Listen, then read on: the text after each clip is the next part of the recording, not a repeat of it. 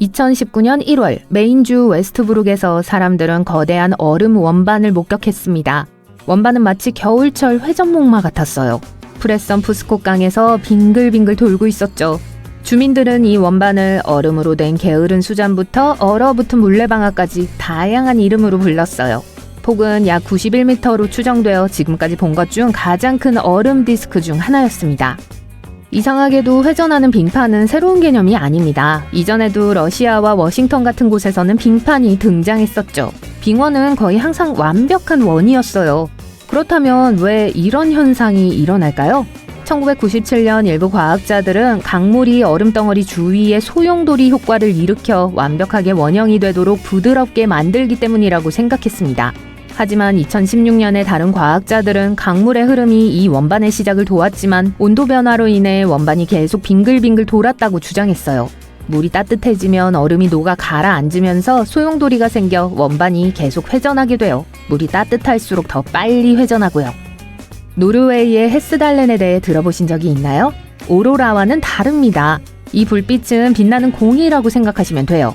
적어도 1930년대부터 관측되기 시작했습니다. 이 빛나는 경이로움은 모든 종류의 색상과 모양으로 나타나며 때로는 깜빡거리기도 하고 때로는 공중에서 차가워지기도 해요. 헤스달렌 불빛은 일주일에 10회에서 20회 정도 나타날 수 있습니다. 낮과 밤에 모두 나타나요. 몇 초 동안 지속되거나 1시간 이상 맴돌기도 해요. 흥미롭게도 아무도 이 빛이 정확히 무엇인지에 대한 단서를 가지고 있지 않아요. 이 불빛을 이해하려는 노력에는 1983년에 시작된 프로젝트 헤스달렌과 이후의 트라이앵글 프로젝트 같은 것이 포함됩니다. 지속적인 연구에도 불구하고 불빛의 기원에 대한 합의된 결론은 아직 없어요. 천체, 항공기 또는 신기루를 잘못 인식한 결과라는 설명이 제시되기도 합니다. 한 이론은 불빛을 채굴로 인한 공기 중 먼지와 연결짓고 다른 이론은 라돈 붕괴 과정에서 이온화된 공기와 먼지로 형성된 플라즈마를 언급해요. 링잉 록스는 여러분이 몰랐던 멋진 지질학적 현상이고 신비한 자연현상 투어의 다음 목적지입니다. 미국 벅스 카운티에서 찾을 수 있어요. 이 바위를 망치나 다른 바위로 두드리면 울리기 시작해요. 과학자들이 이 현상을 연구해왔지만 아직 미스테리가 남아있어요. 이에 대한 가설도 여러 가지가 있습니다. 돌의 크기와 모양, 돌을 쌓는 방식 등이 소리에 영향을 미칠 수 있어요. 하지만 그것만으로는 울리는 소리가 나지 않아요. 금속성 소리로 묘사되는 경우가 많지만 이는 암석의 밀도와 내부 응력 때문일 뿐 철분 함량 때문이 아닐 가능성이 높습니다. 1960년대의 한 과학 실험에 따르면 울리는 능력은 외부 풍화가 아닌 내부 스트레스에서 비롯된 것으로 나타났어요. 바위밭 한가운데서 발견된 살아있는 암석은 절단 후 팽창 또는 이완 현상을 보였는데 이는 내부 탄성 응력이 있음을 나타냅니다. 건조한 들판에서 풍화 속도가 느리면 이러한 응력이 발생할 수 있어요. 유물 스트레스 이론에 따르면 이러한 바위는 기타줄처럼 작용한다고 해요. 스트레스를 받지 않은 바위는 둔탁한 소리를 내지만 스트레스를 받는 바위는 다른 주파수로 공명해요.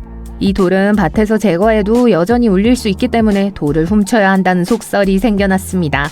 이제 대부분의 밭에는 작은 울림통들이 제거됐고 큰 돌을 부수면 울림이 멈춰요.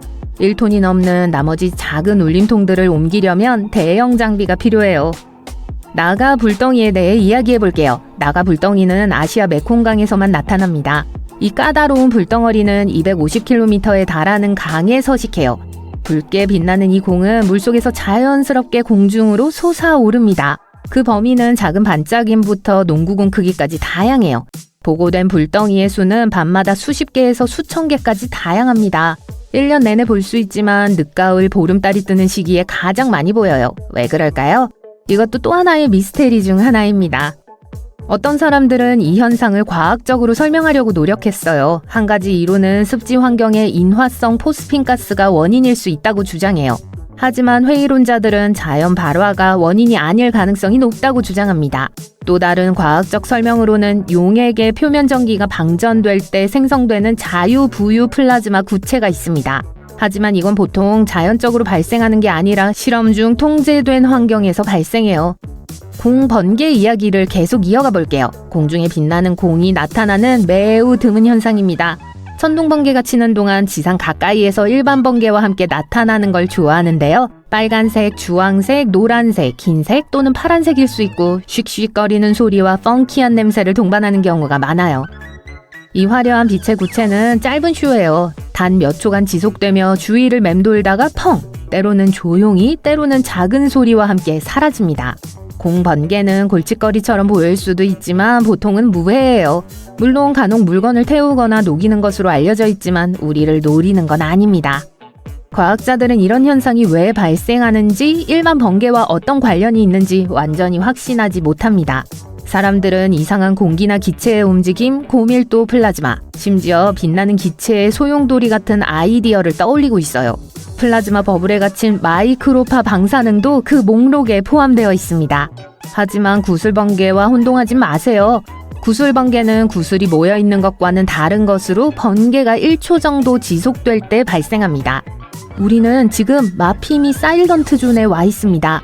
멕시코의 볼손데 마피미 근처에 있는 곳인데요. 이 사막지대에서는 어떤 무선 신호도 잡히지 않고 누구와도 대화할 수 없다는 이야기가 전해져 내려옵니다. 1970년 7월 유타주에서 출발한 로켓이 궤도를 이탈해 이곳에 착륙했어요. 로켓에는 일종의 코발트가 실려 있었죠. 당국은 추락 현장에서 수톤의 흙을 치워야 했습니다. 이제 청소 덕분에 사일런트 존은 신화에 쌓여 있습니다. 사람들은 이상한 자석 물질이 전파를 망가뜨리고 식물과 동물이 돌연변이를 일으킨다고 이야기해요. 주민들도 이에 동조해서 지역 관광을 활성화하고 있습니다. 이제 태양에 대해 조금 이야기해 볼까요? 태양은 그냥 커다란 불덩어리가 아니에요. 코로나라는 외칭이 있습니다. 가스로 만들어진 보이지 않는 태양 자켓이라고 생각하시면 돼요. 태양이 매우 밝기 때문에 보통은 보이지 않지만 여기에는 비결이 있습니다. 개기일식이 일어나는 동안 달이 태양과 지구 사이를 지나가면 코로나가 하얗게 빛나면서 나타나죠. 코로나는 태양 표면보다 훨씬 더 뜨겁게 타오르는데 좀 이상해요. 과학자들은 이 열의 미스테리를 풀기 위한 임무를 수행하고 있어요. 그들은 태양에서 코로나로 발사되어 폭발하고 사물을 데우는 열폭탄이라는 걸 발견했어요. 하지만 이는 퍼즐의 한 조각에 불과할 수 있습니다. 태양 표면은 자기장으로 뒤덮인 놀이터와 같아요. 이 자기장은 태양의 루프나 깃발과 같은 멋진 모양을 만들어내죠. 특수 망원경은 이 멋진 패턴을 가까이에서 볼 수 있도록 도와줍니다. 코로나는 우주로 뻗어나가며 거기에서 태양계를 통과하는 태양풍을 내보내요. 코로나의 입자는 매우 빨라서 태양의 중력을 벗어납니다. 쿠알라 셀랑고르 해변에는 썰물 때만 방문할 수 있는 멋진 장소가 있어요. 매일 시간이 바뀌기 때문에 밀물 때는 갈 수 없습니다. 대부분의 경우 지도에도 표시되지 않을 정도로 바다 밑에 숨어 있어요.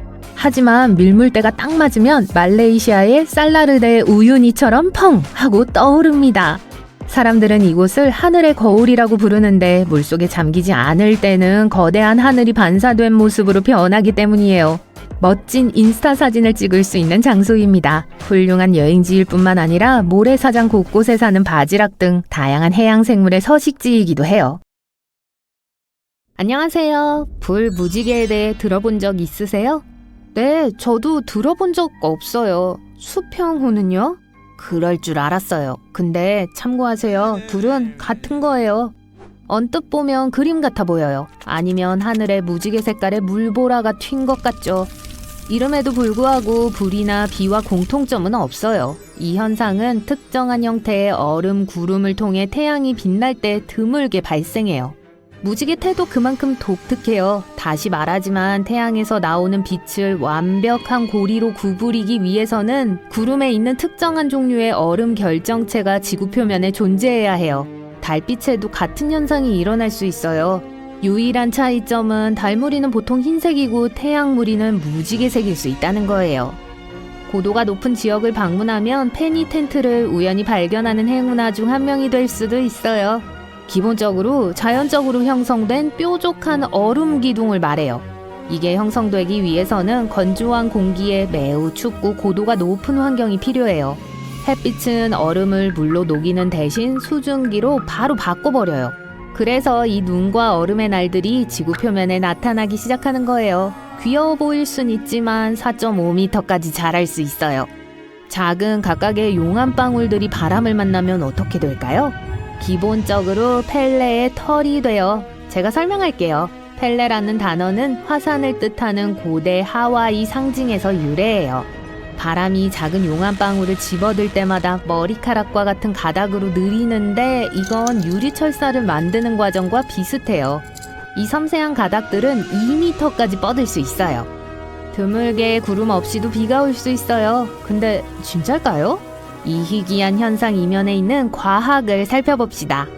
비가 태양에서 바로 내리는 것처럼 보이는데 종종 우린 이걸 선샤워, 즉 여우비라고 불러요. 하지만 분명히 하자면 비가 별에서 직접 내리는 방법은 없어요. 비구름은 그 특정 위치에서 약간 떨어져 있어요. 태양광선에 각이 지면서 구름이 보이지 않게 돼요. 여러분이 있는 방향으로 비를 뿌리게 바람을 조금 불어주면 짜잔! 여우비가 내리죠. 볼리비아의 우유니 소금 호수라고 불리는 곳이 있어요. 세계에서 가장 큰 소금 평지예요. 또한 배터리를 만드는 데 중요한 요소인 전 세계 리튬의 절반이 있는 곳이기도 하죠. 하지만 여기엔 또 뭐가 그렇게 특별한 거죠? 장마철이 올 때마다 이 평평한 땅을 완벽하게 반사되는 거울 호수로 바꿔줘요. 여러분은 피해 폭포에 대해 들으면 무엇이 떠오르시나요? 공포 영화요? 이건 남극 대륙에서 가장 건조한 지역 중 한 곳에 위치한 일련의 폭포일 뿐이에요. 특별한 종류의 박테리아로 가득 찬 지하 호수에서 나오죠. 이 작은 유기체들은 당 대신 황산염을 연료로 사용하기 때문에 과학자들에게는 매우 흥미로워요. 이 호수에 포함된 물은 철로 너무 가득 차 있어서 기본적으로 공기와 만나면 녹이 슬어버려요. 따라서 트레이드마크인 이름을 주는 붉은 폭포가 생기는 거죠. 좋아요. 우리 모두 그 노래를 알고 있지만 사실 이건 지어낸 게 아니에요. 실제로 사막의 장미라고 불리는 게 있어요. 근데 식물이 아니라 광물 석고의 독특한 형태예요. 종종 홍수가 날 수 있는 건조한 모래 지역에서 발달하죠.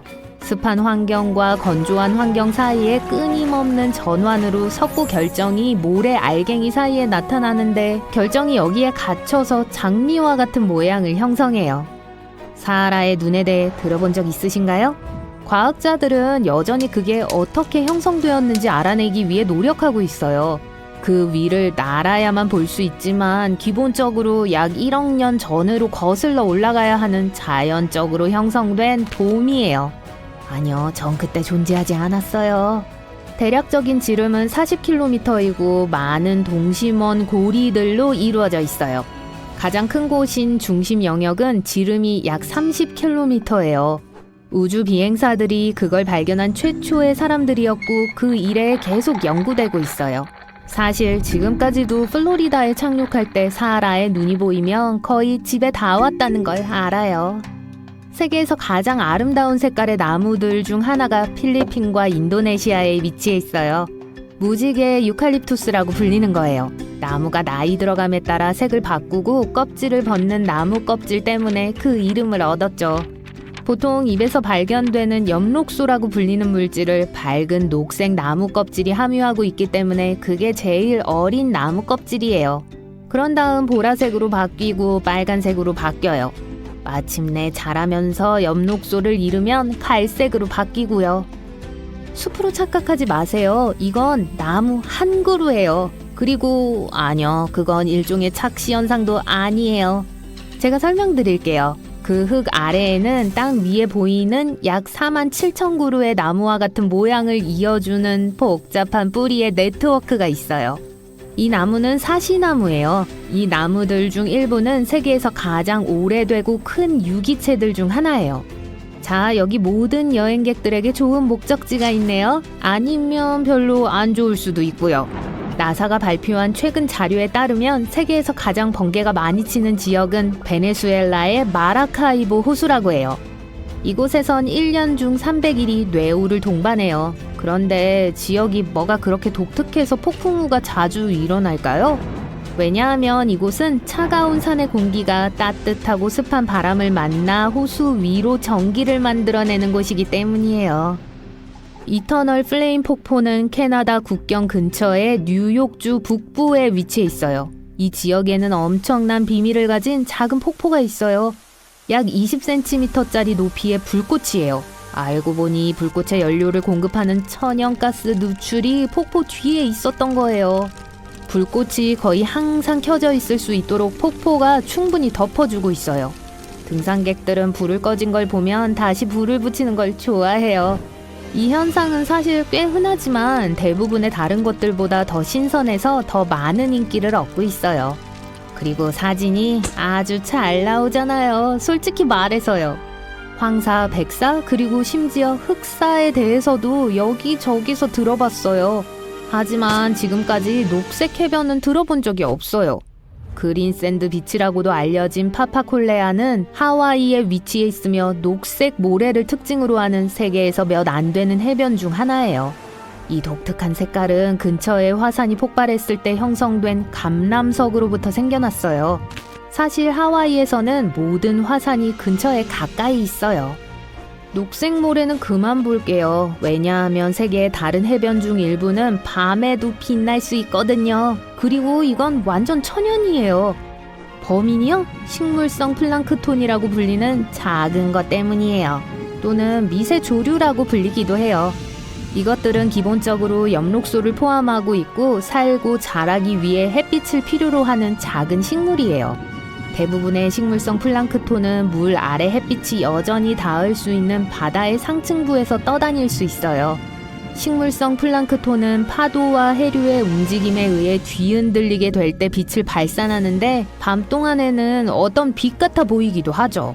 이 특별한 미생물들은 몰디브, 푸에르토리코, 그리고 에버글레이즈와 같은 세계의 많은 곳들의 해변에서 발견돼요. 와이오밍주 애프턴 바로 바깥에 위치한 산의 밑바닥에는 간헐천이라고 불리는 작은 강이 있어요. 전 세계에 이런 종류는 3개밖에 없어요. 하지만 이 작은 물줄기를 신비롭게 만드는 건 뭘까요? 아마 몇 분마다 시작하고 멈춘다는 사실 때문일까요? 과학자들은 아직 왜 이런 일이 일어나는지 정확히 찾아내지 못했어요. 강물을 자주 시작하고 멈추게 하는 게 그저 땅속 깊은 곳에서 일어나는 사이폰 효과일 뿐이라고 추측하고 있죠. 만약 여러분이 이걸 확인하는 데에 관심이 있다면 늦여름에 꼭 확인하도록 하세요. 그때가 간헐천이 제일 활동적일 때거든요. 아이러니한 게 보이시나요? 간헐천을 여름에만 볼 수 있다고요? 네, 여기까지입니다. 여러분은 지금 칠레 북부의 아타카마 사막에 있습니다. 지구상에서 가장 건조한 곳 중 하나죠.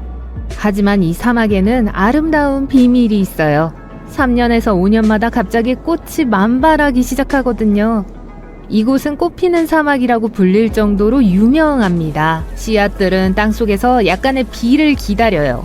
사막에 충분한 물이 생기면 약 200종의 꽃들이 피어납니다. 아타카마의 누런 모래가 보라색, 흰색, 녹색, 분홍색으로 변하죠. 사막에서 볼 수 있는 또 다른 신비로운 현상은 모래폭포예요. 바람이 협곡의 가장자리로 많은 모래를 가져오면 아래로 떨어지기 시작합니다. 이 효과를 100배 증폭시키면 사우디아라비아에 있는 것 같은 모래폭포가 생겨요. 정말 나이아가라 폭포 같아요. 물은 한 방울도 없어요. 지역 주민들은 이 현상이 모래폭풍이 임박했음을 경고한다고 말합니다. 엘프링 혹은 픽시링이라고 알려진 요정의 고리는 초원과 숲이 우거진 지역에 버섯이 신비로운 원형으로 자라는 현상이에요. 왜 요정의 고리가 거의 완벽한 원형인지에 대해서는 많은 논쟁이 있어요. 어떤 미신에 의하면 요정들의 춤이 땅을 태워 버섯이 빨리 자라게 하는 것이라고 해요. 남부 인도에서 2001년 7월과 9월 사이 사람들은 역사상 기록된 가장 이상한 기상현상 중 하나를 목격했습니다. 붉은 비가 내렸어요.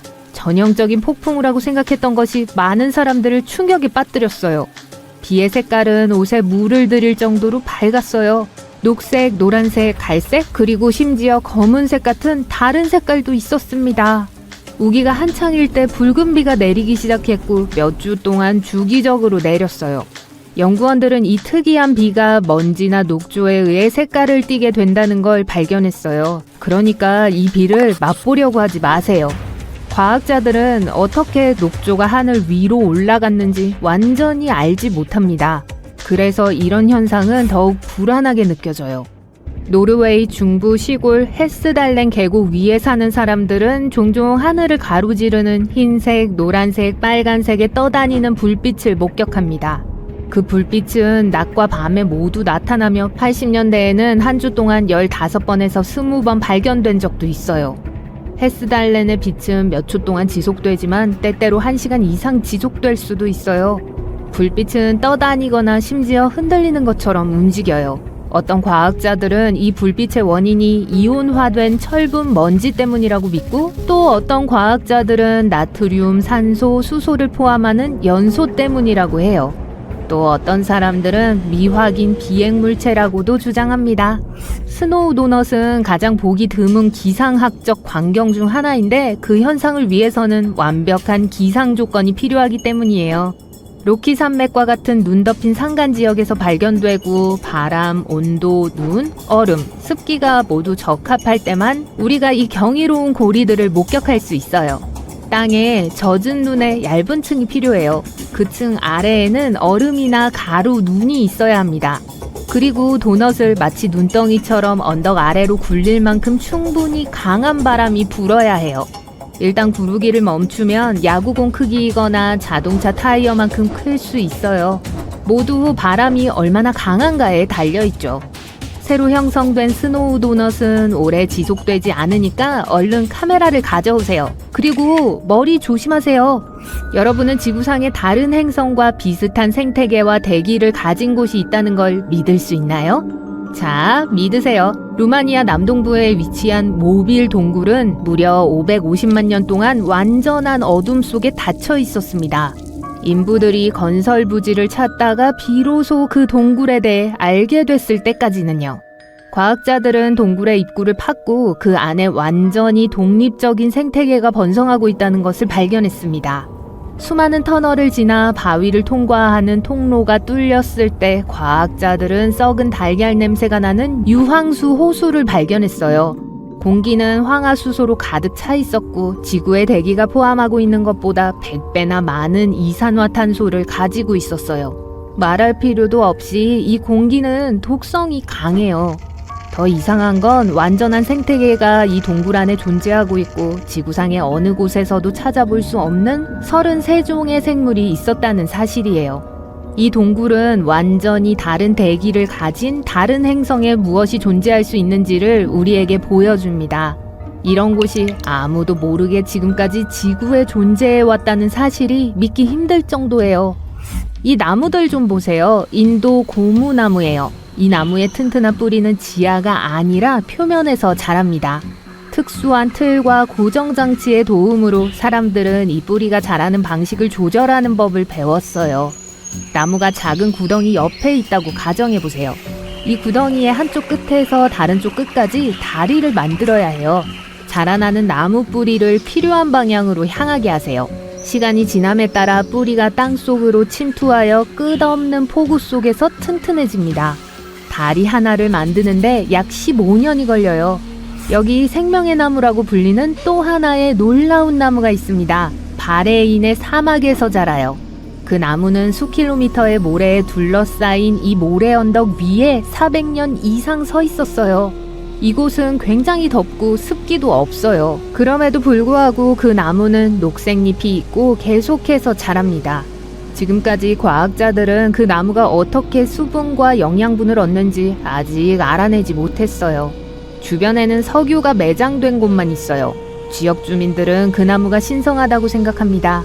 생명의 마법과 자연의 힘을 보여주기 때문이죠. 일부 전문가들은 이 모든 것이 뿌리 덕분이라고 확신해요. 뿌리가 매우 깊어서 지하 수원에 도달할 수 있을 거예요. 지금 여러분은 밤새도록 몇 시간 동안 운전하고 있어요. 잠을 못 자서 정신이 몽롱해요. 차를 세우고 팔다리를 뻗기 위해 밖으로 나갑니다. 그리고 나서 하늘을 올려다보고 아름다운 일출을 봐요.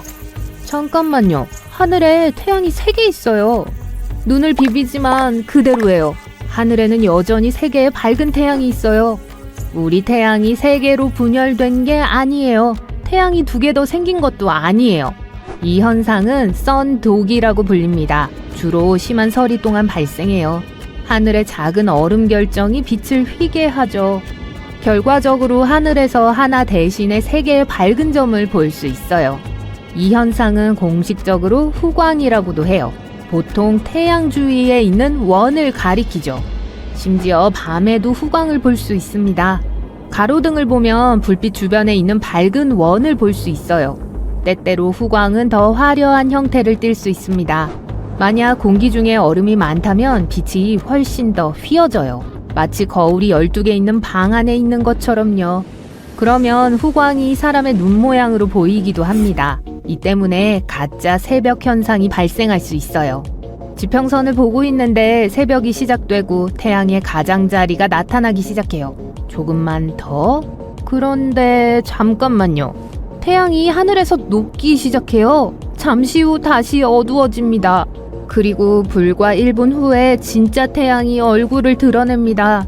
이것은 3개의 태양에서 본 것과 같은 빛의 곡률 효과예요. 이번에는 빛이 수평이 아닌 수직으로 휘어집니다. 그리고 진짜 태양 대신에 하늘에 있는 얼음 결정체에 반사된 태양의 모습이 나타나죠. 하지만 지평선에 3개의 태양이 뜨는 일출은 실제로 존재합니다. 지구에서는 아니지만요. 340광년 떨어져 있는 곳이에요. 중심에 태양보다 거의 2배 큰 별이 숨어있는 항성계가 있어요. 2개의 작은 별이 이 거인 주위를 돌고 있어요. 이 이상한 세계에도 행성이 있어요. 그곳에서의 일몰과 일출은 정말로 3개의 태양과 함께 발생합니다. 이런 일몰을 보면서 사랑하는 사람과 공원 벤치에 앉아있는 데이트는 매우 성공적일 거예요. 가장 당혹스러운 자연현상에 대해 이야기하면서 사막에 내린 눈을 언급하지 않을 수는 없을 거예요. 네, 2018년 겨울 지구상에서 가장 건조하고 더운 곳 중 하나인 사하라 사막의 주민들이 잠에서 깨어났을 때 모래를 덮고 있는 두꺼운 눈을 발견했어요. 어떤 곳에서는 모래 언덕 위에 내린 눈의 두께가 38cm에 달했어요. 그러나 기상학자들은 이 흥미로운 현상에 대한 설명을 했습니다. 차가운 공기 덩어리가 최근의 폭풍으로 인한 강수량과 결합되어 비 대신에 눈이 내렸다고 해요. 이 경우에는 뭘 하면 좋을까요? 눈 낙타를 만들까요? 낙타 혹은 하나 아니면 2개?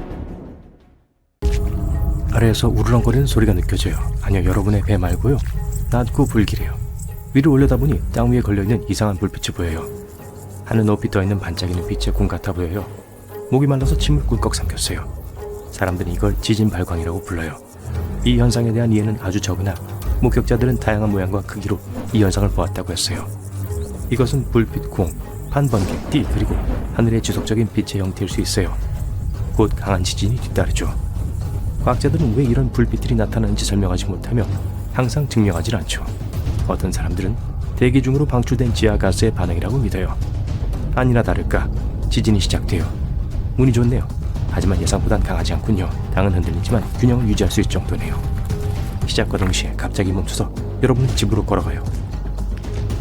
집에 가는 길에 섬광을 보고 채찍 휘두르는 소리가 들려요. 번개가 방금 여러분이 서 있던 곳 근처에 홀로 있던 나무를 강타했어요. 불이 붙었고 불기둥이 하늘로 치솟고 있어요. 아직도 비는 오지 않고 불기둥은 점점 더 커져요. 여러분은 불 토네이도 같은 것에 대해 들어본 적이 있나요? 이런 현상은 기압의 차이로 바람이 지면 가까이 원안에 갇힐 때 발생해요. 이런 작은 토네이도는 보통 쉽게 알아차릴 수 있죠. 작은 돌무더기, 먼지, 모래, 그리고 나뭇잎들이 공중으로 솟아오르고 빠른 원을 그리며 날기 시작해요. 하지만 그러다가 만약 근처에 화재의 근원이 있다면 깔때기가 불을 잡아 풀무처럼 더 강하게 불 수 있어요. 불길이 빙글빙글 돌면서 점점 더 높아지다가 결국 소용돌이 치고 불타는 탑을 만들어요. 다행히도 불 토네이도는 수명이 짧고 보통 큰 피해를 입히지 않아요. 하지만 저 나무 밑에서 폭풍을 피하려고 하지 마세요. 플로리다와 캐리비안 해안의 일부 지역에서 이 특이한 식물을 발견할 수 있어요. 겉으로는 전혀 특별해 보이지 않죠? 회색 몸통, 녹색잎, 그리고 작은 사과와 비슷한 과일. 여러분이 기억해야 할 것은 절대로 이 사과를 따지 말고 특히 비가 올 때 나무 옆에 서 있지 말라는 거예요. 이건 세계에서 가장 위험하다고 알려진 만찢는 나무예요. 몸통, 나무 껍질, 나뭇가지 그리고 열매에는 독이 있는 액이 들어있어요. 이 부식성 산성 액체 한 방울이면 피부를 해칠 수 있어요. 많이요. 나무가 이 액을 분비할 수 있어요. 그리고 만약 실수로 이걸 만졌다면 손에 화상을 입을 위험이 있어요. 비가 오면 물방울이 나무에서 떨어지고 독과 섞여요. 또 물이 나무 껍질에서 튀어 피부에 묻을 수 있어요. 그래서 근처에 서 있으면 안 돼요.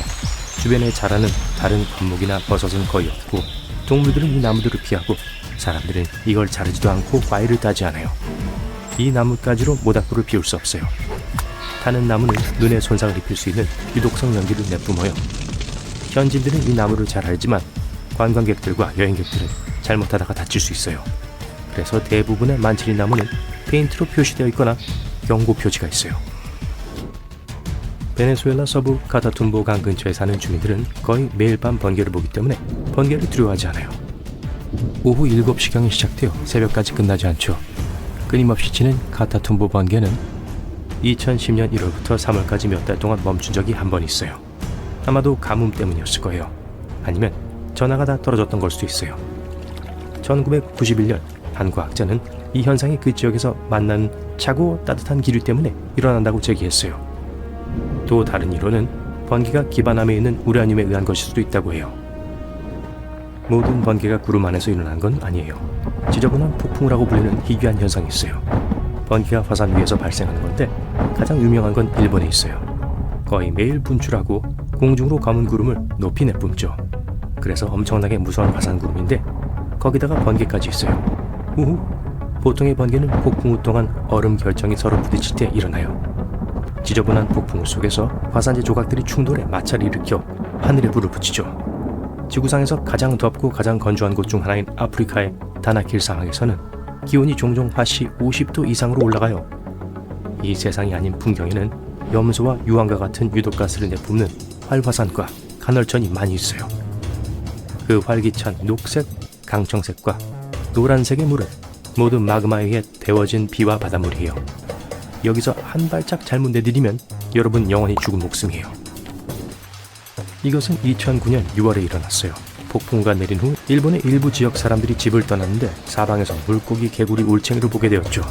들판, 도로, 잔디밭 그리고 옥상은 이 수중생물들로 난장판이었죠. 한 남자는 그의 트럭과 주변에 13마리의 잉어가 있는 걸 보고 충격을 받았어요. 몇 마리인지 세려고 멈춘 것 같네요. 이 기괴한 비가 어디에서 왔는지 아무도 확실히 알지 못해요. 하지만 가장 인기 있는 이론은 강력한 용얼음이 이 모든 생물들을 들어올린 거라고 주장해요. 그러고 나서 이걸 상층 대기로 운반해서 아래에 있던 아무것도 모르고 있는 사람들에게 생물들을 떨어뜨린 거죠. 이제 캐나다의 아브라함 호수에 오신 걸 환영합니다. 완전히 얼어있어요. 여러분은 투명한 얼음 위에 올라서서 아래의 풍광을 내려다봐요.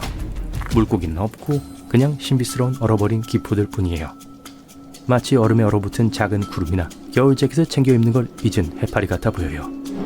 메탄으로 이루어진 수천 개의 작은 기포들이 있어요. 하지만 그걸 만지려고 얼음에 구멍을 파지 마세요. 메탄은 가연성이 아주 높아요. 이건 메탄을 생성하는 박테리아가 나뭇잎, 풀, 곤충 또는 호수에 유입되는 다른 유기물을 먹어서 만들어졌어요. 메탄이 얼은 물에 닿으면 수만 개의 얼어붙은 작은 공으로 변해요. 얼음이 녹으면 터져서 지글거리죠. 비슷한 호수가 북극해 일부 해안 근처에서 발견될 수 있어요. 그곳의 기포의 크기는 열기구의 몇 배에 이를 수 있어요. 확실히 아름답지만 사실 안전하지 않죠. 다음 충격적인 호수는 인도네시아에 있어요. 자바섬입니다. 풀과 나무가 우거져 있는 장엄한 화산에 왔어요. 화산은 잠들어 있는 것 같지만 연기가 쏟아져 나오고 있어요. 정상에 올라요. 지치고 피곤하고 땀이 나고 여러분은 더위를 식힐 준비가 되었어요. 잘했어요. 정상에 올랐어요. 여러분은 화산 입구를 들여다봅니다. 끓는 용암은 없고 저 아래 아름답고 밝은 청록색 호수만 있네요. 오아시스 같아요. 상쾌하게 다이빙할 완벽한 순간이네요. 달려내려가 뛰어들 준비를 해요. 하지만 물이 아니라 산성물이에요. 유황가스는 화산 아래에서 호수로 들어가요. 호수 자체는 금속으로 가득 차 있어요. 가스가 거기에 닿으면 저 아름다운 청록색 물을 만들어내요. 제 말은 산성물이요. 가장 가까운 마을로 돌아가서 쉬었다가 날씨가 더 선선해지는 밤에 돌아오는 게 좋겠어요. 어둠 속에서 호수가 빛을 내는 것 같아요. 그 바로 위에 빛으로 가득 찬 폭발하는 작은 구름들을 볼 수 있을 거예요. 유황가스가 호수에서 나와 공기와 결합해 밝은 푸른빛으로 빛나요. 그래도 너무 가까이 가진 마세요. 바다는 불길한 붉은색으로 변하고 어떤 생물도 그 속에서 살아남을 수 없어요. 무슨 암흑 마법 같은데요. 사실 이것은 적조라고 불리는 특정한 색조를 물에 더해주는 걷잡을 수 없이 퍼져나가는 작은 해조류예요. 이것들은 해양 포유류, 새, 그리고 거북뿐만 아니라 그걸 먹고 사는 생물들을 파괴하는 독소를 갖고 있어요. 인간의 경우 이것과 접촉하면 호흡장애나 바다식 중독에 걸리게 돼요. 때로 심지어 거대한 배들도 이렇다 할 이유 없이 공해에서 가라앉았어요. 그 이유는 종종 수중 화산이 잠자는 동안에도 발생시키는 거품의 주머니 때문이에요. 이 생산적인 마그마 공장들은 물밑 2600m에 숨겨져 있어요. 깨어날 때 마치 육지 화산처럼 행동하고 파괴적인 쓰나미를 일으킬 수 있어요. 이 나무는 병처럼 생겼는데 어쩐지 병나무라고 불린다 했네요. 나미비아에서 자라고 많은 관광객들을 끌어모으죠. 하지만 이 나무는 지구상에서 가장 위험한 나무 중 하나니까 너무 가까이 가지 마세요. 우유 같은 액이 나무 몸통 안쪽에 흘러요. 이건 인체의 독성이 아주 강해요. 하지만 밝은 면을 보자면 이 나무들은 붉은 속이 있는 아름다운 분홍색과 흰색의 잎을 갖고 있어요. 우주 서쪽에 한때 감옥으로 사용되었던 나무가 자라고 있어요. 오랫동안 바오밥 감옥나무 안에는 범죄자들을 위한 감방이 존재했었어요. 보통 사람들이 임시로 하룻밤만 그곳에 머물렀어요. 그 후 최종 목적지로 옮겨졌죠. 이 감옥은 1500년도 훨씬 전에 지어졌고 오늘날까지 완벽하게 보존되어 있어요. 이곳을 찾는 관광객들은 안을 살짝 볼 수 있어요. 이 강 표면은 물고기 비늘로 덮여 있는 것처럼 보입니다. 거대한 수룡이나 다른 고대 괴물일까요? 그렇진 않아요. 실상은 훨씬 더 지루하지만 동시에 놀랍습니다. 이제 처음부터 시작하겠습니다. 이곳은 중국의 젠탕강입니다. 그리고 여기는 항저우만으로 조수가 강과 만나는 강하구입니다. 이 지역은 세계에서 가장 큰 해소가 있는 곳이에요. 해소는 조류를 거슬러 강을 밀어 올리는 강한 조수입니다. 젠탄강에서는 조수 간만의 차가 무려 9m에 달합니다. 이 지역에서는 정기적으로 큰 파도 열차가 상류로 이동하는 모습을 볼 수 있어요. 그런데 2021년 과학탐사 도중 전문가들은 이 지역에서만 볼 수 있는 놀라운 자연현상을 발견했습니다. 때때로 파도가 소용돌이치며 밀려오기도 하는데요. 이것이 바로 유명한 물고기 비늘 조류입니다. 문제는 이 지역에는 회전 조류가 있기 때문에 조류가 내륙으로 이동했다가 단순히 방향을 바꾸는 것이 아니라는 점이에요. 그 대신 회전하는 해류는 속도를 바꾸지 않고 쉽게 방향을 바꿉니다. 이 때문에 젠탄강은 마치 바다처럼 비스듬한 각도로 서로 부딪히는 파도 무리와 함께 구불구불하게 흘러가는데 지금부터 이 현상에 대해 이야기해 보겠습니다. 바다의 내면 파도 패턴은 마치 바다의 신들이 거대한 체스를 두기로 결정한 것처럼 매혹적으로 보입니다. 하지만 여러분이 관찰하는 것은 사각 파도라고 알려진 현상입니다. 이 파도는 종종 크로스시 파도 또는 그리드 파도라고도 불립니다. 문제는 대부분의 파도가 해안가에 도달하여 해안선과 병행하게 부서진다는 거예요. 하지만 일부 지역에서는 이러한 파도가 수면의 체스판과 같은 패턴을 만들기도 합니다. 이러한 파도를 위에서 보면 수중격차가 정사각형의 모양의 파문을 형성한다고 생각할 수 있습니다. 하지만 사각파는 수면 아래에서 일어나는 어떤 일로 인해 발생하는 게 아니에요. 물의 움직임이 만들어내는 결과물입니다. 특정 지역의 날씨 패턴에 따라 파도가 다양한 각도로 형성됩니다. 서로 반대되는 두 파도가 충돌하면 이 독특한 패턴이 만들어집니다. 이 자연현상은 물론 아름답고 특이한 현상이지만 매우 위험하기도 합니다. 수영 중 사각파도를 발견하면 즉시 물 밖으로 나와야 해요. 사각파도는 해안에서 바다 쪽으로 흐르는 엄청나게 강한 조류로 일반적으로 이안류와 함께 발생합니다. 게다가 높이가 3m에 달할 수 있기 때문에 숙련된 수영선수도 감당하기 어려워요. 이제 바다를 뒤로하고 유럽에서 가장 큰 활화산으로 이동합니다. 에트나 화산은 입이 떡 벌어지는 연기 링쇼로 우리를 계속 놀라게 합니다. 하지만 잠깐만요. 사람이 살고 있잖아요. 이제 대피할 때가 되지 않았나요? 화산이 곧 폭발할 것 같아요. 진정하세요. 겁먹을 필요 없어요. 전문가들은 이러한 고리의 생성이 큰 폭발이 다가오고 있다는 것을 의미하지는 않는다고 합니다. 이 하얀 연기 고리는 수증기로 만들어지고 마그마 챔버 위의 좁은 덕트 내부에서 가스 기포가 터지면서 생성됩니다. 에트나는 반지의 여인이라는 별명도 가지고 있어요. 그리고 현재 이 화산은 자체 기록을 경신하고 있습니다. 예를 들어 이 화산은 2000년 동안 약 5000개의 연기고리를 생성했습니다. 연구자들에 따르면 지구상에서 에트나 화산만큼 많은 화산 소용돌이 고리를 생성하는 화산은 없다고 해요. 남동 분화구는 특히 활발해서 무수히 많은 아름다운 수증기 고리를 방출합니다. 하늘에서 눈을 떼지 마세요. 최근 뉴저지 주민들이 목격한 것과 같은 광경을 목격할 수도 있습니다. 거대한 불덩어리가 가든 스테이트와 주변 지역의 하늘을 밝혔습니다. 지상으로 떨어지는 유성은 밝은 비추기처럼 보였어요. 뉴저지의 여러 도시와 뉴욕, 펜실베니아, 코네티컷의 일부 지역 주민들은 이 광경을 미국 유성학회에 보고했습니다.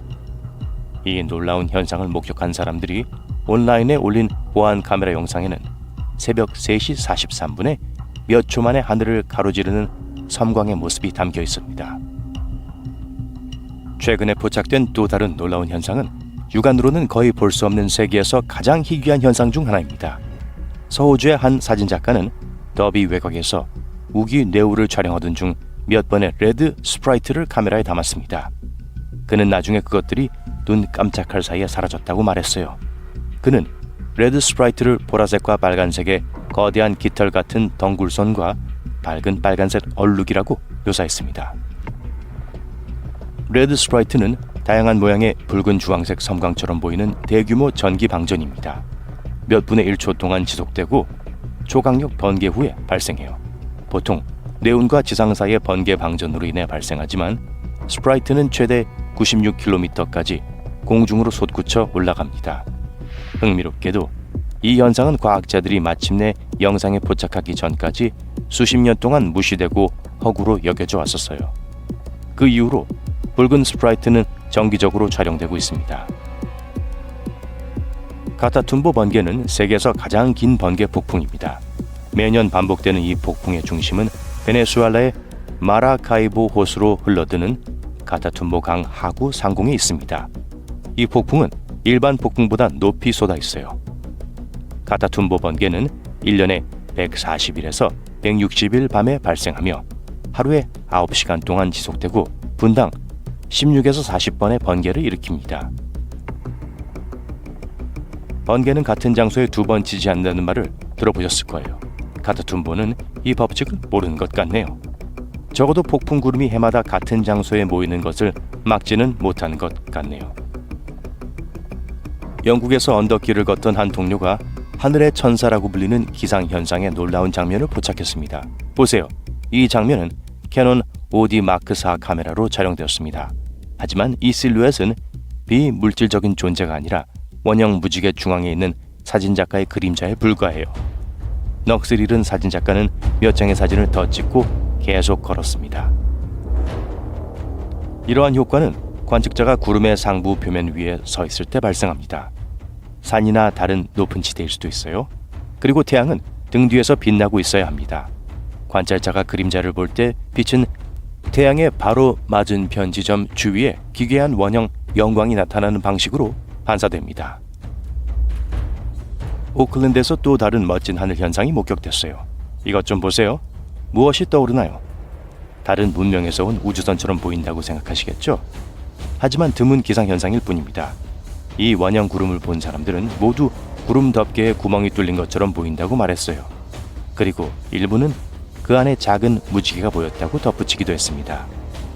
이 현상은 낙하 줄무늬 구멍과 펀치 구멍 구름으로 알려져 있습니다.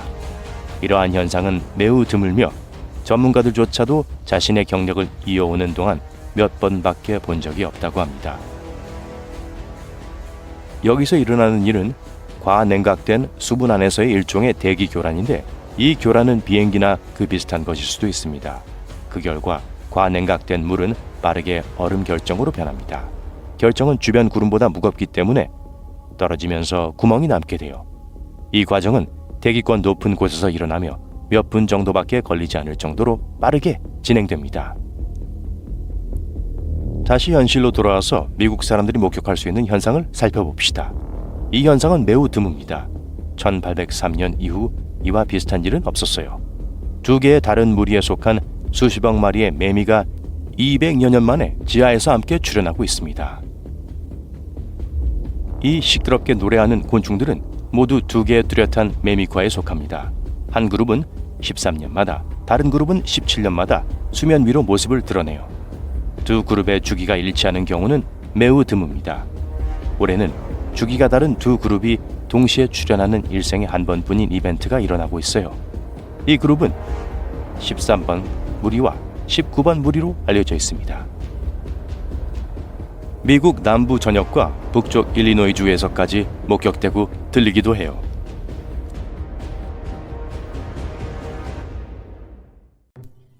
오늘날은 과학기술이 매우 발달해서 거의 모든 자연현상을 과학으로 설명할 수 있는 것처럼 보일 수 있습니다.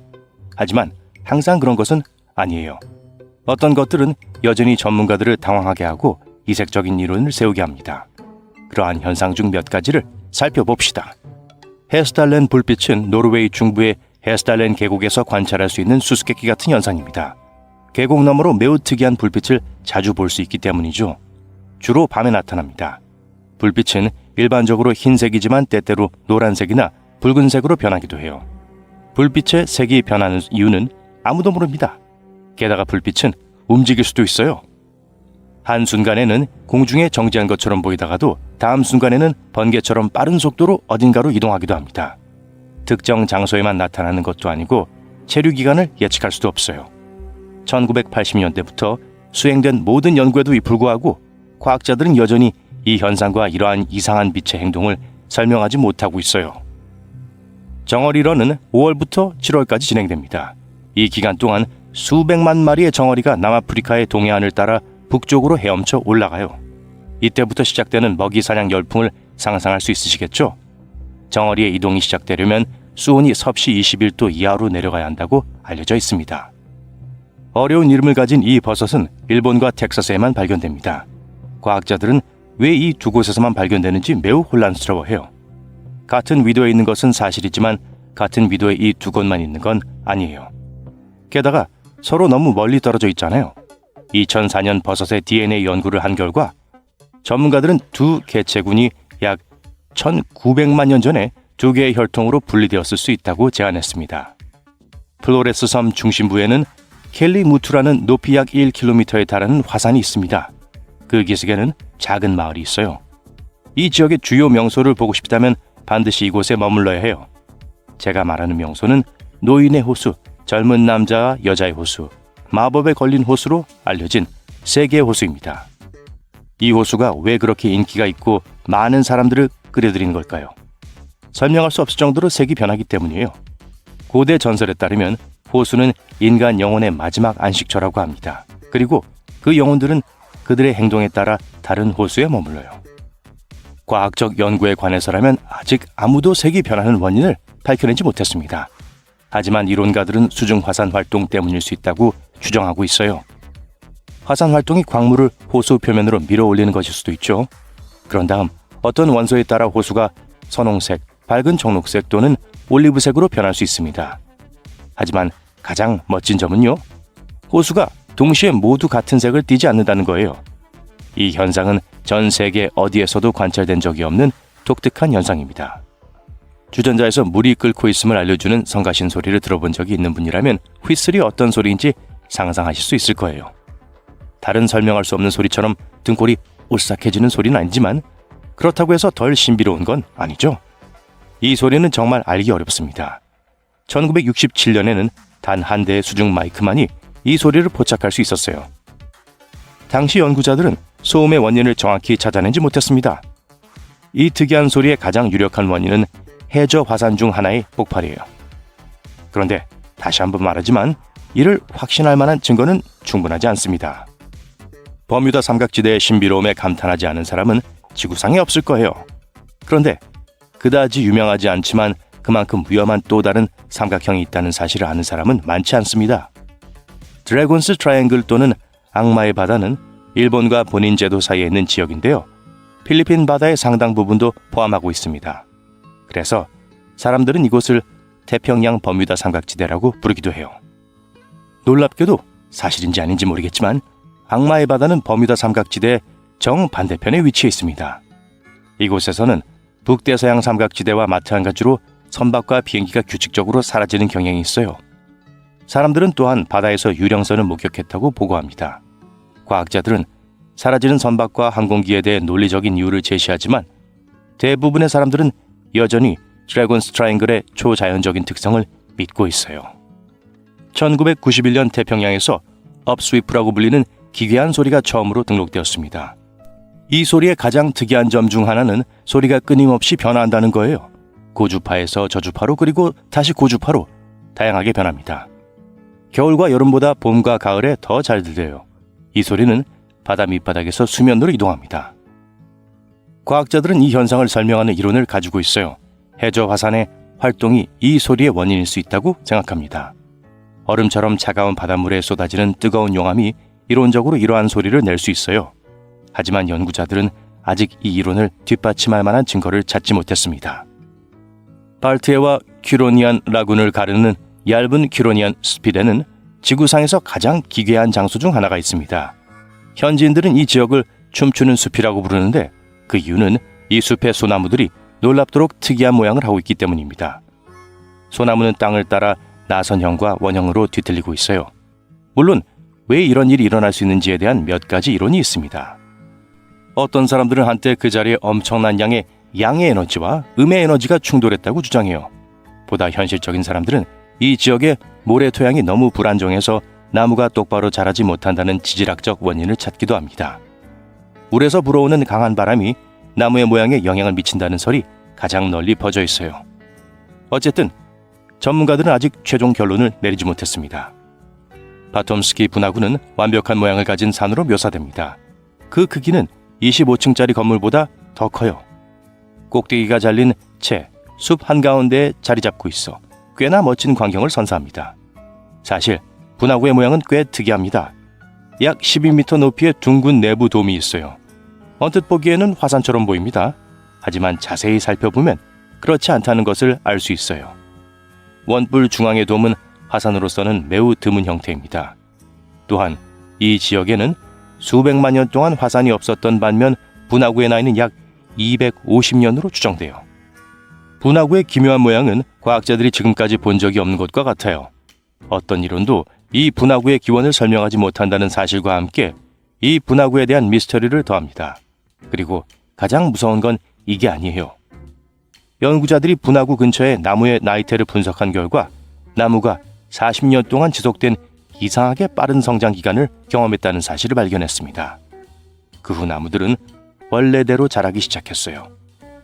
분화구 근처의 방사선 수준도 인근 지역보다 높습니다.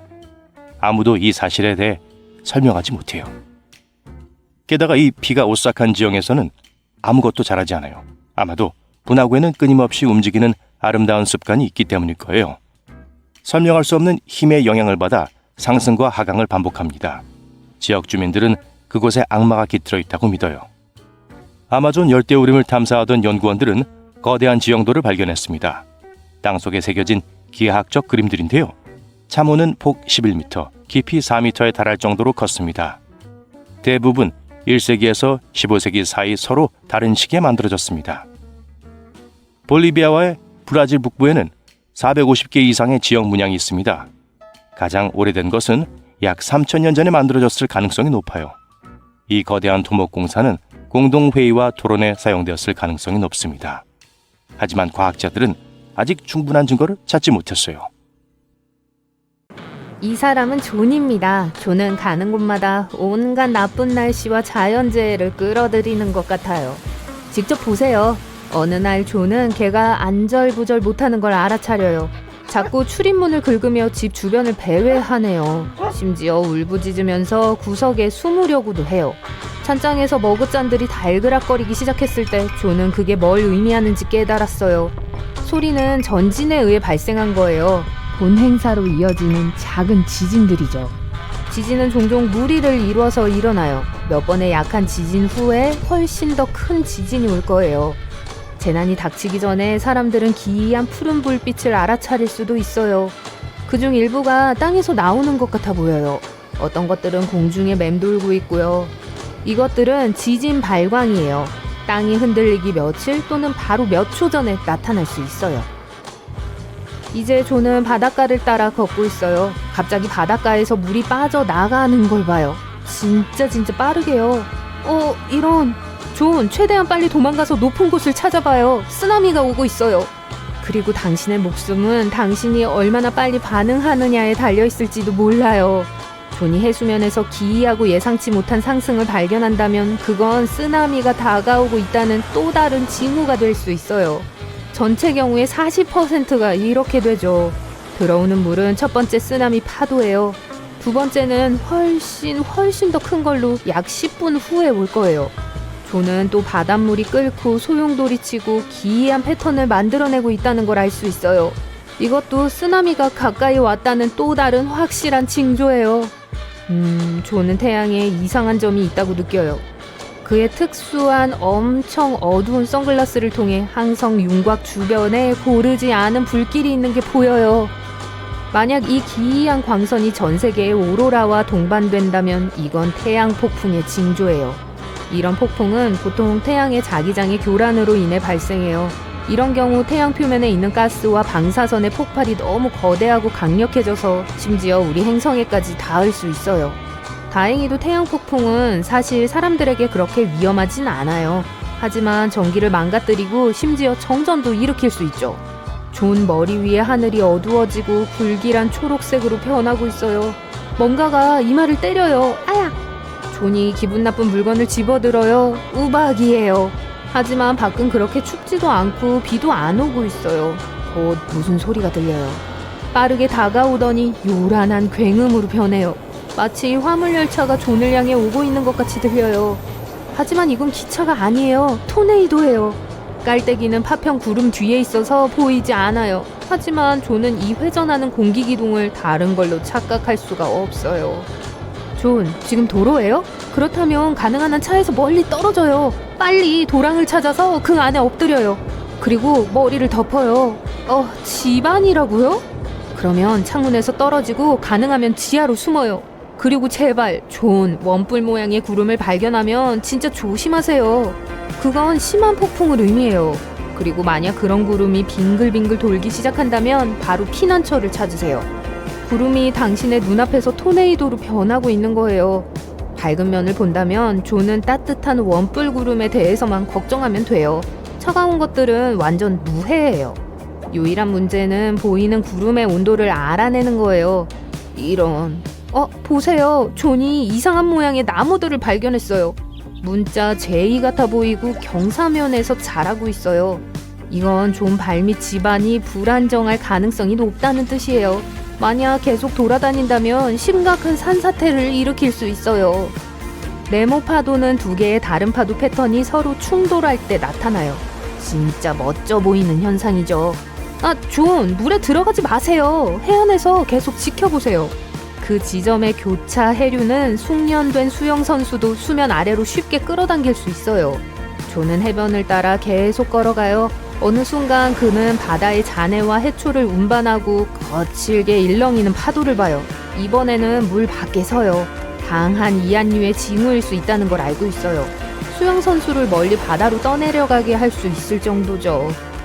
공원 산책하는 건 어때요? 존이 이 아이디어를 좋아하네요. 태양은 빛나고 하늘은 매우 푸르고 아름다워요.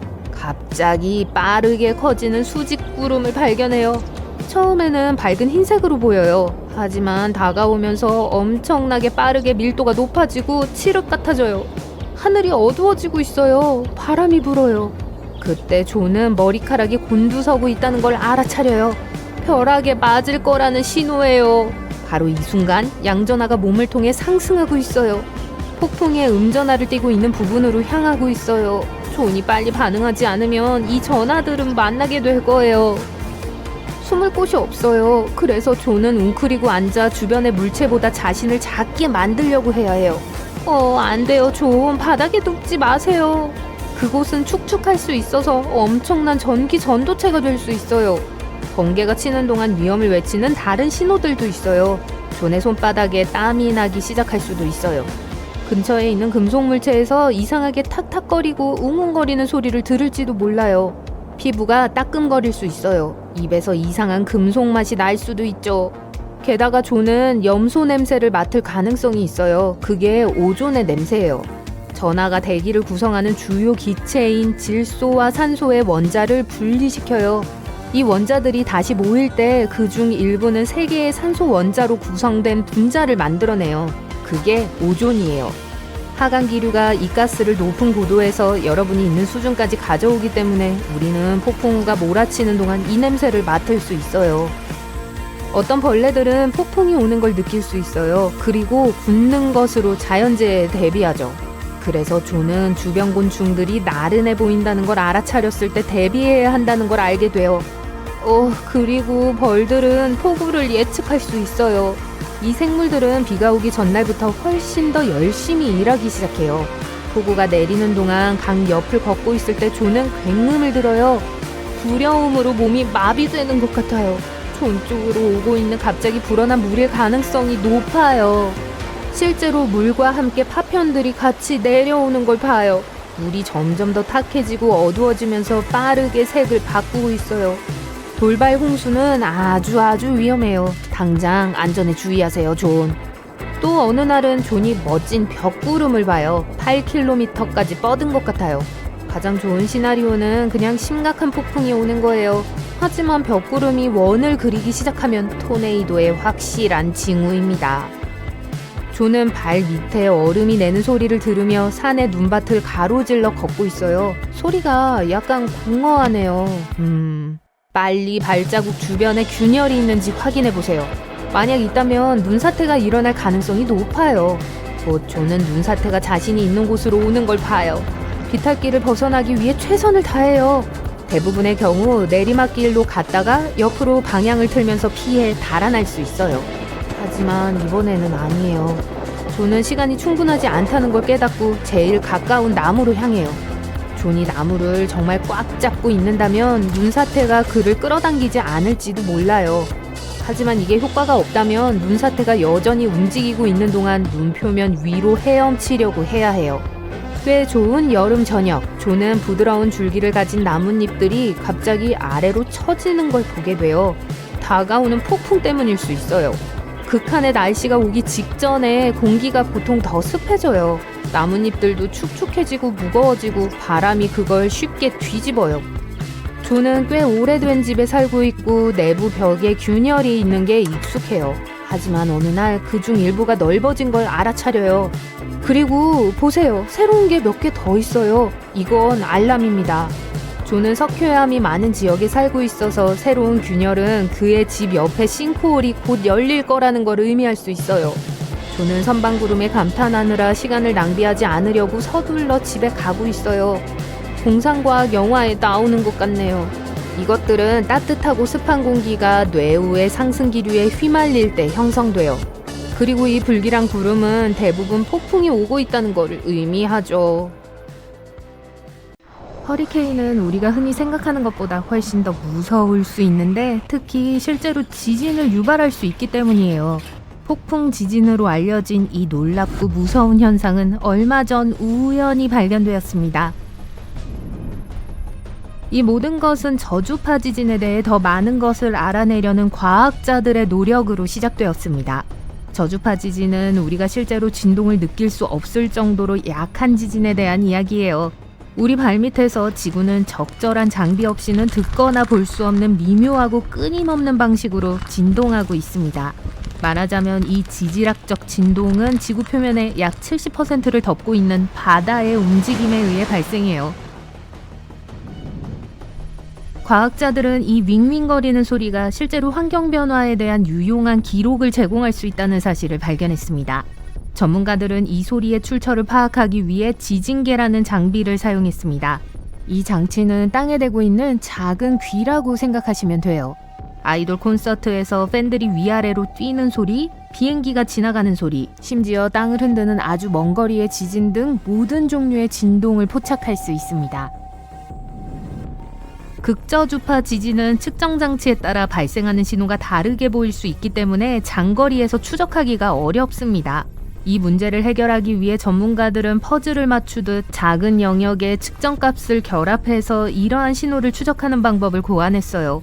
하지만 이 과정에서 연구진은 연구 중인 지진과 비슷해 보이지만 정확히 같지는 않은 이상한 일련의 사건을 발견했어요. 연구진이 처음 발견한 이상한 점은 이 특정 현상이 계절적이라는 점이에요. 예를 들어 5월과 8월 사이에는 이러한 현상이 전혀 발생하지 않았습니다. 이는 1년 중 언제든 발생할 수 있는 지진과 완전히 다릅니다.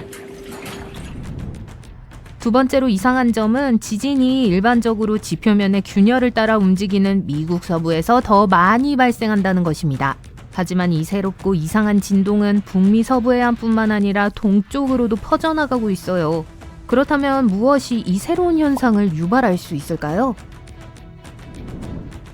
놀랍게도 이러한 지진 중 상당수가 북미 지역의 대규모 폭풍이 발생한 시기와 일치한다는 사실을 발견했습니다. 그러니까 본질적으로 반응사슬에 대해 이야기하고 있는 거예요.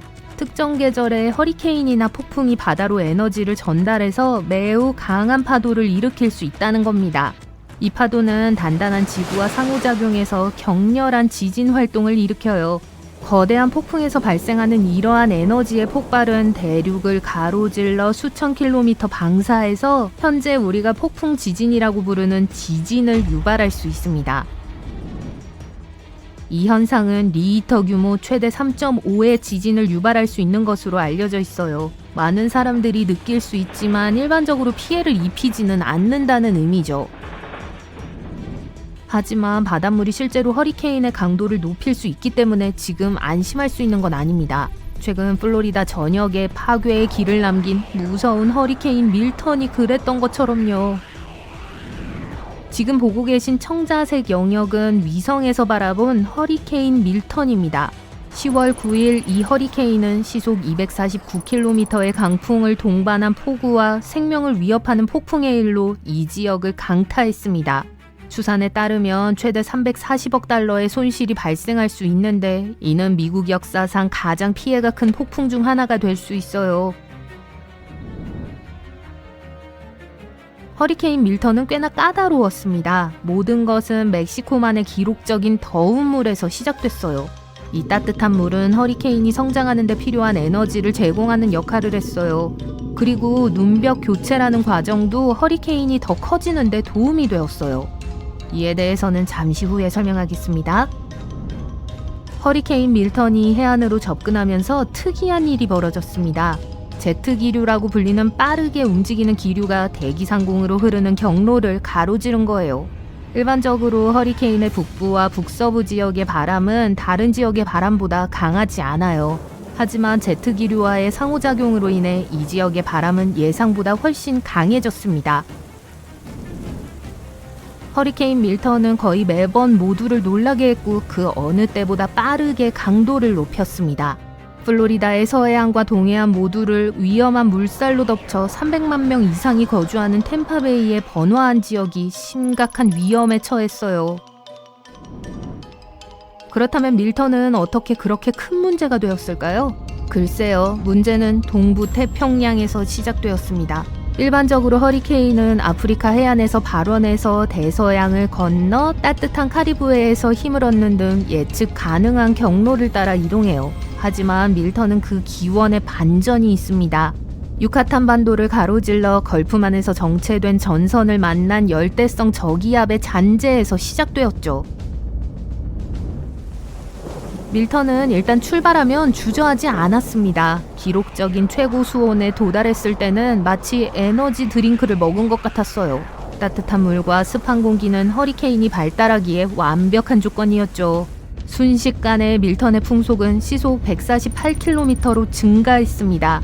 열대성 폭풍에서 카테고리 5 허리케인이 된 지 이틀도 채 되지 않아 엄청난 위력을 발휘한 거예요. 그것만으로는 충분하지 않은 듯 허리케인 밀턴은 안구 교체라는 것도 겪었습니다. 허리케인은 대부분 중앙의 투명한 눈을 중심으로 회전해요.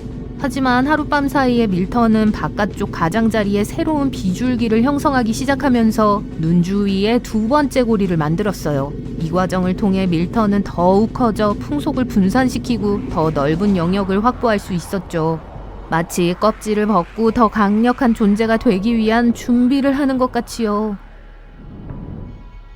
허리케인 밀턴도 이동 경로에 약간의 흔들림이 있었고 이로 인해 진행 방향이 바뀌었습니다.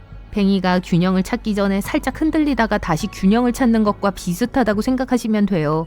이 흔들림으로 인해 일부 지역은 큰 타격을 받거나 최악의 폭풍을 피할 수 있었습니다. 다행히도 허리케인 밀턴은 대기 중에 까다로운 바람 변화로 인해 약간 약해져 마침내 상륙했어요. 그 후 반도를 가로질러 바다로 향했고 따뜻한 바닷물에서 멀어지면서 빠르게 힘을 잃었습니다.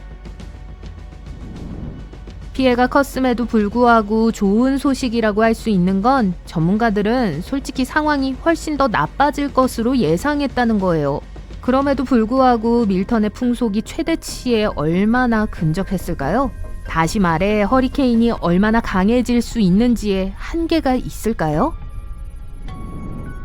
허리케인 바람에 대한 속도 제한이 있지만 정해진 수치는 아닙니다. 현재 가장 강력한 폭풍은 시속 322km 정도예요. 하지만 이 최대 속도는 바다의 열기와 같은 여러 요인에 따라 달라질 수 있어요. 바다를 허리케인의 연료라고 생각하시면 돼요. 물이 따뜻할수록 허리케인은 더 많은 연료가 필요해요.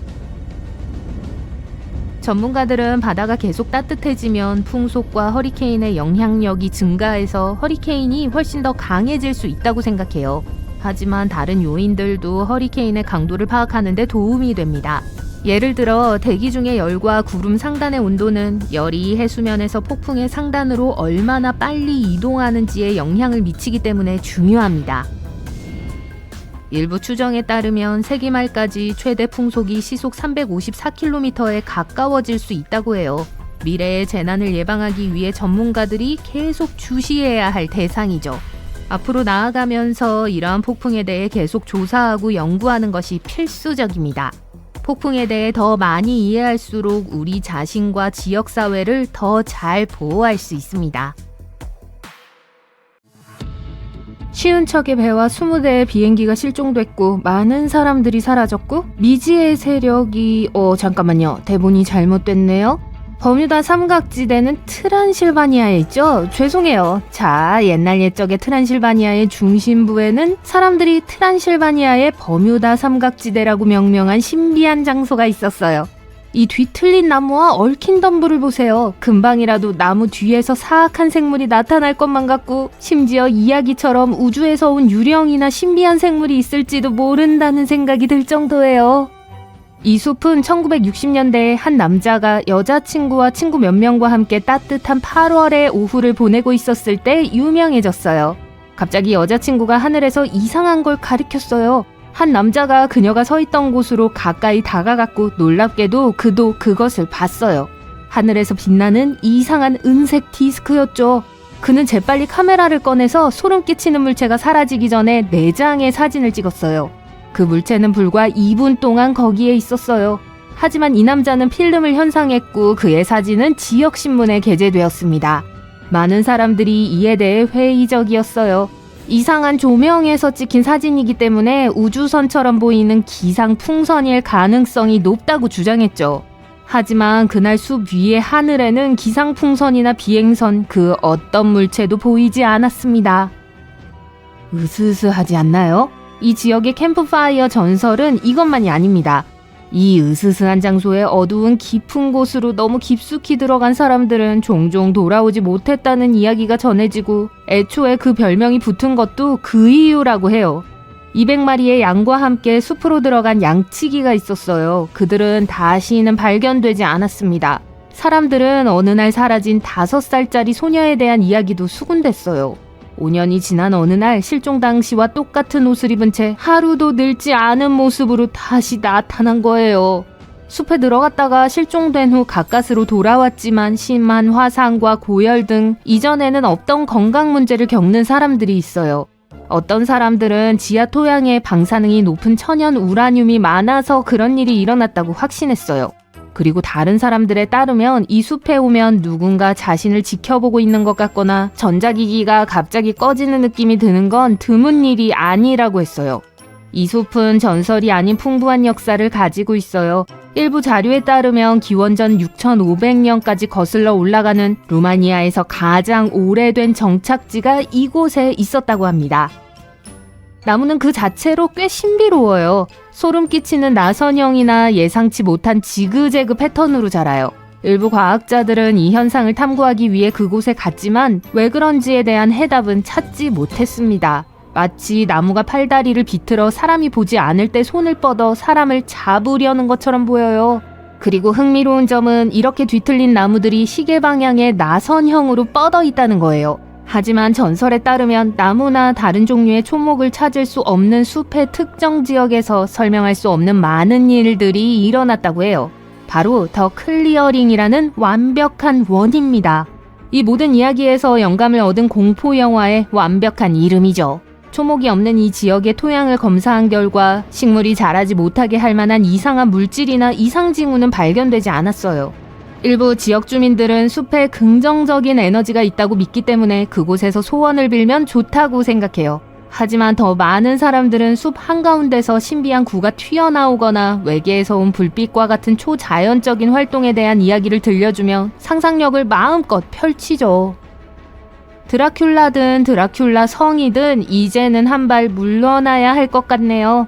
트란실바니아의 무서운 이야기는 드라큘라만이 아니니까요.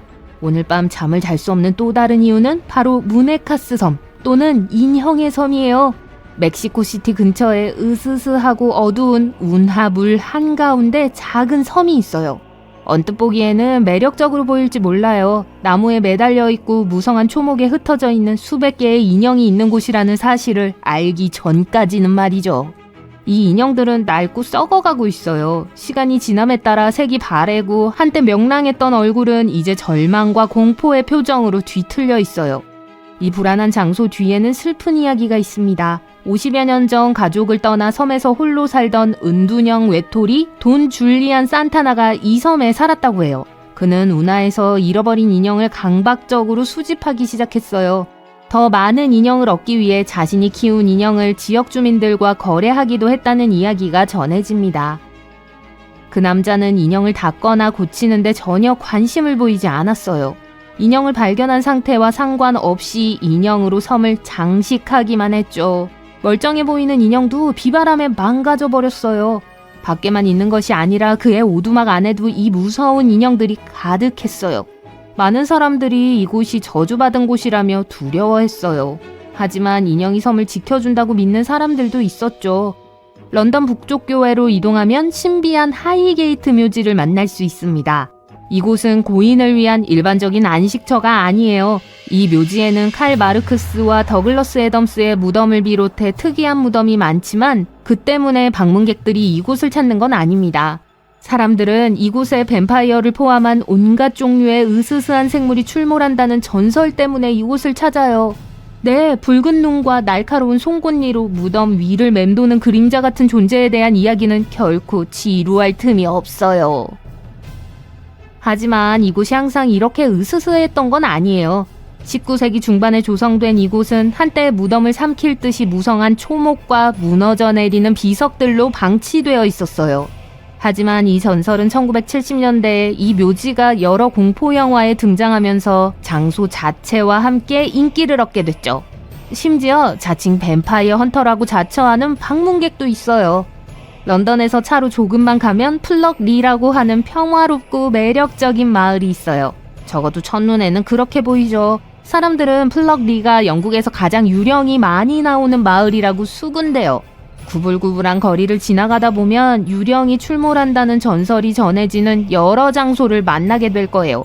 그중 상당수는 4세기 이상 영주의 지위를 누렸던 대린 가문과 관련이 있어요. 많은 건물에 있는 둥근 지붕의 창문에서 옛 정취를 느낄 수 있어요. 수백 년 전 대린경이 적에게 붙잡혔을 때 탈출했다는 전설이 전해져요. 이 창문 중 하나를 정면으로 뛰어넘었다고 하는데요. 이 대담한 행동을 기념하기 위해 저택과 마을의 모든 창문은 같은 스타일로 만들어졌어요. 저택은 1951년에 불타버렸지만 대린경의 탈출에 유사하는 매력적인 플럭리 마을에 고스란히 남아있죠. 어떤 사람들은 플럭리가 소위 비명을 지르는 나무로 둘러싸여 있다고 말하는데 그곳에서 일어난 초자연적인 사건에 대한 많은 전설이 있어요. 이 숲에는 멋진 산책로가 있지만 솔직히 말해서 제 용기로는 낮에만 갈 수 있을 정도인 것 같아요. 그럼 구부러진 숲은 어때요? 폴란드 그리피노에 있는 이 숲은 소나무 400그루로 이루어져 있는데 줄기가 90도로 급격히 꺾인 다음 알파벳 J처럼 기묘하게 휘어져 있어요. 1930년대 초에 누군가가 이 나무들을 심었지만 어떻게 나무들이 모두 같은 곡선을 갖게 됐는지는 아직 명확하게 밝혀지지 않았어요. 한 과학자는 이것이 중력에 대한 전형적인 반응처럼 보인다고 말했습니다. 식물은 줄기가 중력과 수평을 이룰 때 스스로 방향을 바꿀 수 있는 특별한 메커니즘을 가지고 있어요. 따라서 이 나무들은 배나 가구를 만들기 위해 이런 식으로 자랐을 수도 있어요. 물론 인간의 상상력은 과학을 훨씬 뛰어넘죠. 많은 사람들이 나무에 깃든 정령이나 우주에서 온 신비한 생명체가 나무를 이렇게 만들었다는 이야기로 이 나무의 존재를 설명하려고 했어요. 좋아요, 가보죠. 팝콘 좀 가져올게요. 축구 경기를 보는 것은 매우 흥미진진합니다. 하지만 더 흥미로운 건 이상하게 흘러가는 경기를 보는 거예요. 오스트리아와 덴마크의 경기 도중 어디선가 의문의 구멍이 나타나 경기를 중단시켰습니다. 선수들은 화가 났지만 이 이상하고 깊은 구멍에 당황하기도 했죠. 이 사실에 모두의 이목을 집중시킨 것은 덴마크의 한 선수였는데 그는 다리가 끼어 발목을 집어삼킬 정도로 구멍이 깊었다고 해요. 다행히도 그는 경기 시작 전에 이 구멍을 발견했어요. 자칫하면 커리어를 끝낼 수 있는 사고로 이어질 수 있는 상황이었죠. 그는 모두에게 구멍이 얼마나 깊은지 보여줬어요. 게다가 경기는 정전으로 인해 90분이나 지연되었습니다. 팬들은 혼란스러워했습니다. 응원하고 싶은 팀이 경기를 할 수 없다는 사실에 실망한 팬들도 있었고 재미있다고 생각하는 팬들도 있었어요. 2014년 브라질 월드컵 콜롬비아와 브라질의 경기 도중 제임스 로드리게스가 페널티킥을 얻어낸 직후 거대한 초록 메뚜기가 제임스 로드리게스의 발에 착지했습니다. 선수는 처음에는 그것을 알아차리지 못했습니다. 그 초록 메뚜기는 열렬한 축구 팬이었거나 나름의 방식으로 그를 축하하고 싶었던 것 같아요. 축구 경기 중에 나타난 동물은 메뚜기뿐이 아닙니다. 브라질과 관련된 또 다른 사건은 두 지역 클럽이 맞붙었을 때 발생했습니다. 경기가 한창 열기를 띠고 있을 때 한 마리의 개가 경기장에 뛰어들었습니다. 개는 경기장에 들어와 맹렬히 공을 향해 달려들어 공을 장난감으로 만들었어요. 선수들은 경기의 흐름을 방해하는 개에 놀랐고 동요했습니다. 결국 관계자들이 개입해 이 작은 개의 놀이를 망쳐버렸습니다. 2006년 비아레알과 아스날의 챔피언스리그 경기 도중 작은 회색 다람쥐 한 마리가 공격수 근처에서 경기장을 가로지르며 뛰어다녔습니다. 아마도 열렬한 팬이었을 거예요. 여우무리가 경기장에 침입했다는 얘기 들어본 적 있나요? 댄스파크에서 여우무리가 토끼를 찾기 위해 경기장 주변을 파헤치기로 했어요. 디에고 마라도나는 역사상 최고의 축구 선수 중 한 명이에요. 아르헨티나 출신의 마라도나는 빠르고 활기차며 열정으로 전 세계 관중을 열광시켰습니다. 하지만 1986년 월드컵 아르헨티나와 잉글랜드의 8강전에서 마라도나가 허공에 주먹을 뻗어 공을 차는 바람에 상대팀 골대 뒤로 넘어가는 실수를 저지르면서 상황이 걷잡을 수 없이 악화되었습니다. 팬들의 분노에도 불구하고 골은 그대로 들어갔습니다. 심판은 공을 계속 주시했어야 함에도 불구하고 골을 제대로 보지 못했습니다. 아르헨티나는 한 골 차로 앞섰고 경기는 결국 아르헨티나가 2대1로 승리했습니다. 결국 아르헨티나는 우승컵을 얻었고 마라도나의 존재감을 역대 최고의 선수로 확고히 했습니다. 가장 잊을 수 없는 경기 중 하나는 2014년 브라질 월드컵의 브라질 대 독일전이었습니다. 두 팀 모두 자국의 명예를 드높일 준비가 되어 있는 스타급 선수들을 보유한 축구계의 거인이에요. 두 팀 모두 울고 있었지만 이유는 달랐어요. 브라질은 자국에서 무려 7골을 실점했습니다. 브라질 팬들은 이 역사적인 순간에 분노했습니다. 독일은 결국 아르헨티나를 물리치고 월드컵 우승컵을 들게 됐죠.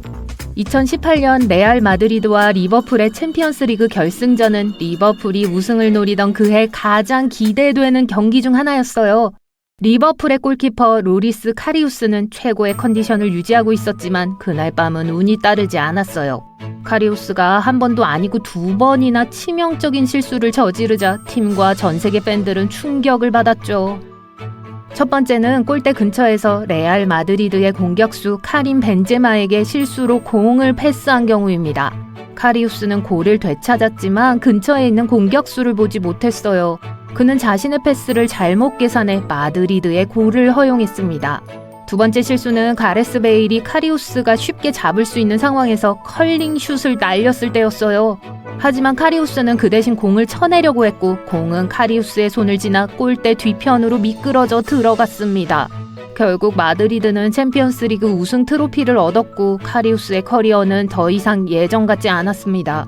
하지만 리버풀은 몇 년 후 토트넘을 상대로 우승했으니까 괜찮아요. 2014년 월드컵 예선전에서 또 다른 이상한 일이 벌어졌지만 모든 사람이 이 경기를 본 것은 아니었습니다. 미국 대 코스타리카의 경기였는데 최악의 조건에서 경기를 치르고 있었어요. 눈이 계속 내리고 있었고 선수들은 분노했죠. 코스타리카 대표팀은 경기를 치르지 말아달라는 호소문까지 보냈지만 결국 받아들여지지 않았습니다. 결국 미국팀이 1대0으로 승리했습니다. 또 다른 기이한 장면은 경기 도중 골키퍼가 휴대전화를 확인하기로 하면서 발생했어요. 그 선수는 브라질 리그의 아틀레티코 파라나우엔세에서 뛰고 있었습니다. 그가 무엇을 하고 있었는지 아무도 몰랐지만 골키퍼 장갑을 끼고 휴대폰을 만지고 있는 모습이 인상적이었습니다. 1982년 6월 21일 프랑스와 쿠웨이트의 경기에서는 프랑스가 3대1로 지고 있는 상황에서 많은 드라마가 펼쳐졌습니다. 그리고 쿠웨이트는 또 한 골을 실점했습니다. 특별한 일은 없었어요. 당시 쿠웨이트의 지도자가 경기 도중 관중석으로 내려가 주심과 직접 대면한 것 말고는요. 그는 골을 인정할 수 없다며 선수단에게 경기장을 떠날 것을 촉구했어요. 심판은 압박에 못 이겨 골을 인정하지 않았고 경기는 계속 진행되었습니다. 결국 아스날은 경기 후반에 한 골을 허용했습니다. 아스날은 수십 년 동안 수많은 전설적인 선수들을 배출했지만 니콜라스 벤트너의 1.8초 골은 그 누구도 따라올 수 없는 기록입니다.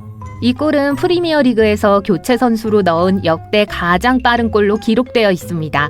덴마크 출신의 이 공격수는 교체 투입되어 최고의 라이벌인 토트넘 핫스퍼를 상대로 세스크 파브레가스가 올린 코너킥을 헤더로 마무리했습니다. 고개를 돌려 휴대폰을 확인하거나 화장실에 간 사이에 누군가 골을 넣는 것은 항상 짜증나는 일이지만 70초 만에 해트트릭을 달성하는 것은 또 다른 차원의 짜증입니다. 알렉스 토르는 로슨 스프링스와 윙가든스의 경기에서 해트트릭을 달성했습니다. 11분과 13분 사이에 터진 그의 골로 팀은 7대1로 승리했어요. 팀은 준비가 되어 있지 않았어요. 가장 이상한 사건 중 하나는 심판이 선수를 교체하는 도중 레드카드를 줬을 때였어요. 상황을 설명하자면 사무엘 인쿰이라는 선수는 경기 도중 옐로카드를 받았습니다. 축구 규칙에 따르면 경기 중 유니폼을 벗는 선수는 무조건 옐로카드를 받게 돼요. 그는 자신의 이름이 교체되는 것을 보고 더그아웃으로 걸어가다가 옐로카드를 받을 것을 알면서도 유니폼을 벗었죠. 그는 어차피 난 경기장을 떠날 거야. 뭐가 잘못되겠어? 라고 생각했겠죠. 심판이 그에게 달려가 두 번째 옐로카드를 보여줬고 레드카드로 바뀌어 퇴장당하는 당황스러운 순간이 벌어졌습니다. 교체 투입을 기다리던 선수는 경기에 출전할 수 없었고 팀은 한 명이 줄어든 상황이었죠. 축구 선수의 어릴 적 꿈은 세계 최고의 클럽에서 뛰는 것입니다. 일부 선수들은 조금 늦게 그 꿈을 이루기로 결심하죠. 여러 차례의 조사를 통해 일부 선수들이 나이에 대해 거짓말을 하고 있다는 사실을 발견했어요.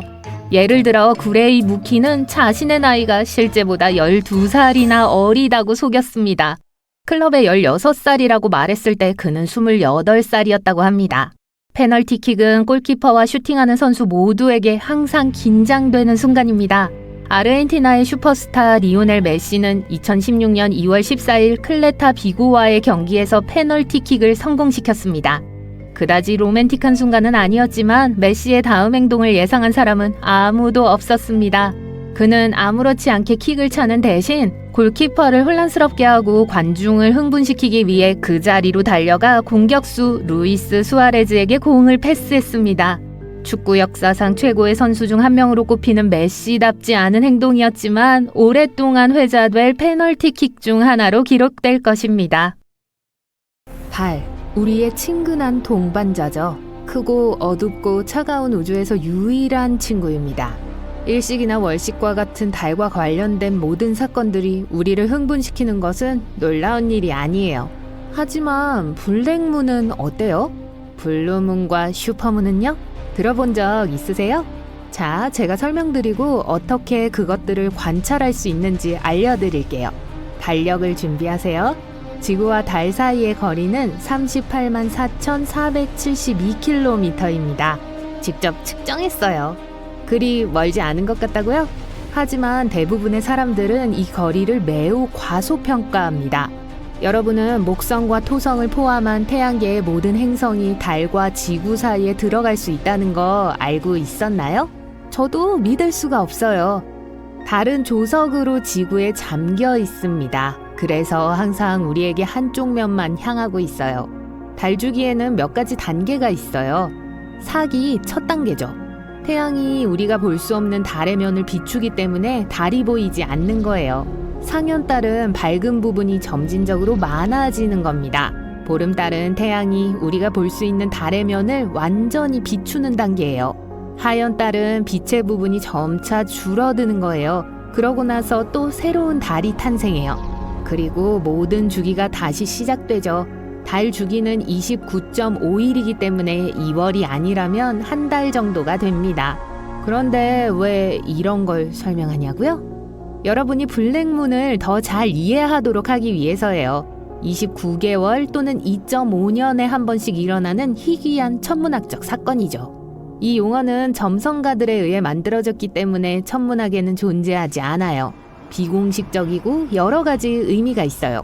블랙문은 한 달에 삭현상이 2번 발생하는 걸 의미할 수 있어요. 보통 한 달에 삭은 한 번뿐이기 때문에 2번은 드문 현상입니다.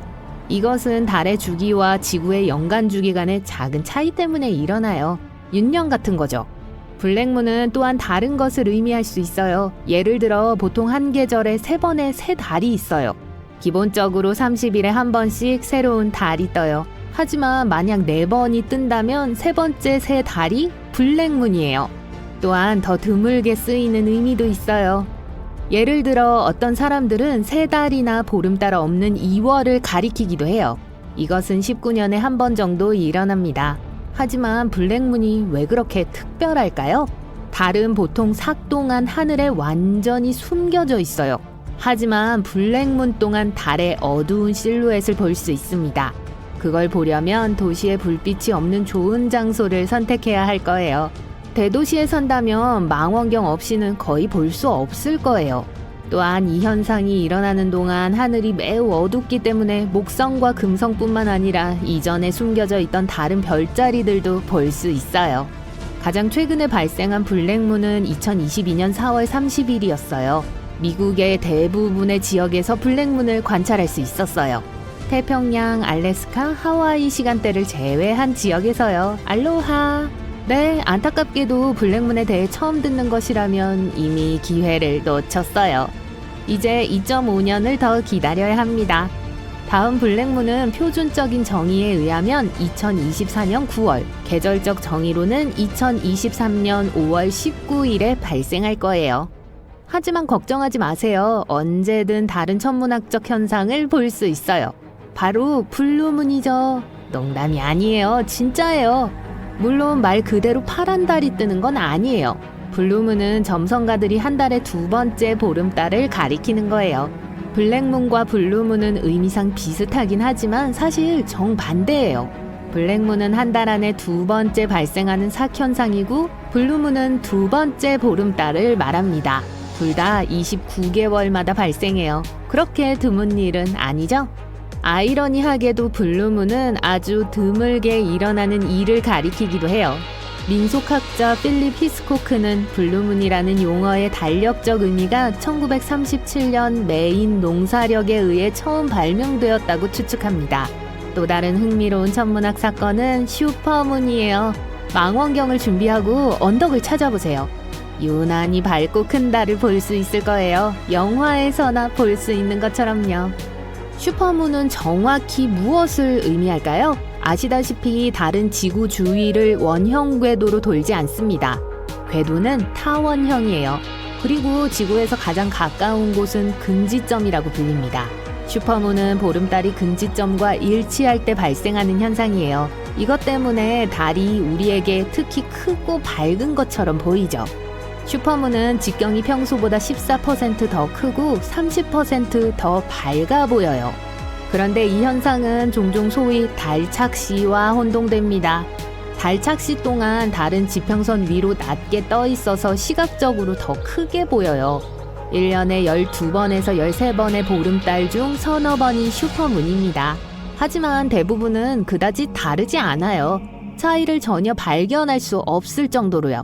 가장 흥미로운 건 희귀한 대형 슈퍼문이에요. 이 기간 동안 달은 실제로 커져요. 가장 최근의 주요 슈퍼문은 2016년에 발생했습니다. 안타깝게도 큰 규모의 슈퍼문은 드물고 18년에 한 번 정도 발생해요. 다음 대규모 슈퍼문은 2034년에나 일어날 거예요. 하지만 작은 규모의 슈퍼문은 꽤 자주 관찰할 수 있어요. 2022년에는 6월 14일과 7월 16일이었어요. 마이크로문이라고 불리는 정반대 현상도 있습니다. 무슨 의미인지 이미 짐작했을 거예요. 그것은 보름달이 지구에서 가장 먼 지점에 있을 때 발생합니다. 이 지점을 원지점이라고 해요. 2020년에 마이크로문은 6월 29일에 있었어요. 2023년에는 1월 7일, 2월 5일, 그리고 8월 16일에 관찰할 수 있을 거예요. 물론 이 사건들을 일일이 따를 필요는 없어요. 대부분의 사람들은 월식과 일식에 더 관심이 있어요. 그런데 여러분도 이 둘을 서로 혼동하는 사람 중 한 명인가요? 직접 테스트해보세요. 비디오를 일시 중지하세요. 일식과 월식이 무엇을 의미하는지 설명해보세요. 여러분의 설명과 정확한 정의를 비교해보겠습니다. 준비됐나요? 좋아요. 일식은 달이 태양을 완전히 또는 부분적으로 가리는 현상이에요. 일식은 달 자체가 보이지 않는 삭 동안에만 가능해요. 많은 사람들은 일식이 믿을 수 없을 정도로 드물다고 생각하지만 그건 사실이 아니에요. 월식은 달이 지구에 의해 드리워진 그림자에 완전히 또는 부분적으로 놓이는 현상입니다. 월식은 달의 근접성이 궤도의 접속점에 있는 보름달 동안에만 일어날 수 있어요. 정답을 맞히셨다면 잘했어요. 그렇지 않더라도 걱정하지 마세요. 많은 사람들이 이 두 가지를 혼동합니다. 2022년 부분일식은 10월 25일에 일어날 거예요. 유럽, 남아시아와 서아시아, 북아프리카와 동아프리카, 그리고 대서양에서 보일 거예요. 제가 언급했듯이 개기일식은 많은 사람들이 생각하는 것만큼 드물지 않지만 문제는 항상 지구의 어느 지역에서나 볼 수 있는 것이 아니라는 점이에요. 그래서 개기일식을 보고 싶다면 반드시 달력을 확인하고 지구의 어느 지역에서 볼 수 있는지 알아보세요. 그리고 특수환경도 잊지 마세요. 하지만 월식은 훨씬 더 자주 일어납니다. 부분월식은 거의 매달 일어나요. 하지만 2022년 개기월식은 11월 7일에서 8일 밤에 있을 거예요. 아프리카를 제외한 거의 모든 지역에서 볼 수 있어요. 얼룩말들이 월식을 좋아하지 않는다고 들었어요. 달은 정말로 매혹적인 위성이에요. 그냥 작은 바위 덩어리라고 생각할지도 모르지만요. 하지만 달과 관련된 흥미로운 사건들이 많이 있어요. 희귀한 달 현상을 본 적이 있거나 보고 싶으신가요? 달은 희귀하고 경이로운 천문학적 사건은요? 꼭 댓글로 알려주세요. 따뜻한 여름 오후에 산책하고 있습니다. 잔디는 푸르고 해는 하늘에 떠 있는데 갑자기 몸이 가라앉는 느낌이 들어요. 당황하기 시작하지만 곧 다시 위로 올라옵니다. 발 아래 땅을 확인해보기 위해 살짝 뛰어봅니다. 잔디가 마치 트램폴린에 서 있는 것처럼 푹신해요. 이 현상은 토양 액화에 의해 발생합니다. 폭우나 홍수로 인한 과도한 물은 토양에 갇히게 되어 물이 차게 됩니다. 이것은 땅이 일시적으로 거대한 물침대처럼 작용하게 만들죠. 이런 푹신한 풀밭에서 뛰어보고 싶은 마음은 굴뚝 같겠지만 조심해서 걷는 것이 최선입니다. 잔디밭이 꺼질 가능성이 있고 만약 그 안에 빠지면 다시 빠져나오기가 매우 어려울 거예요. 검은 연기구름, 뜨거운 용암이 흘러내리며 분출하는 화산은 그 자체로 이미 무서운 광경입니다. 더 무서운 건 번개가 발생할 수 있다는 사실입니다. 화산 번개는 연구하기 매우 어려워서 과학자들은 정확히 그 원인을 알지 못합니다. 일반적인 이론은 화산이 폭발하는 동안 화산재가 너무 많은 마찰을 일으켜 정전기를 축적한다는 겁니다. 그러면 정전기는 화산 번개를 유발합니다. 화염 회오리 또는 화염 토네이도는 그 이름 그대로입니다. 지상풍에 불씨가 실려서 빙글빙글 도는 힘이 불길을 증가시킬 때 발생합니다. 이 회전하는 불기둥은 높이가 350m까지 도달할 수도 있지만 다행히도 겨우 몇 분 동안만 지속됩니다. 화염 토네이도는 매우 드물지만 극히 위험할 수 있습니다. 1923년 도쿄에서 도시 전체의 대규모 화재가 거대한 화염 토네이도를 일으켰습니다. 토네이도는 15분 동안 지속되며 도시를 황폐화시켰고 38,000명의 사람들이 부상을 당하는 심각한 피해를 입혔습니다. 춥고 구름 한 점 없는 겨울밤, 하늘로 올라가는 파란빛과 오렌지빛의 다채로운 광선을 보았다면 정말 운이 좋은 거예요. 이것은 빛의 기둥이라고 불립니다. 빛이 대기 중에 떠다니는 작은 얼음 결정체로부터 반사될 때 발생합니다. 빛의 기둥은 캐나다나 러시아와 같은 추운 북쪽 나라에서 더 흔합니다. 우리 모두는 태양이 만들어내는 화려한 무지개 아치를 본 적이 있습니다. 달이 만든 밤하늘을 밝히는 무지개를 보는 건 훨씬 더 드문 일입니다.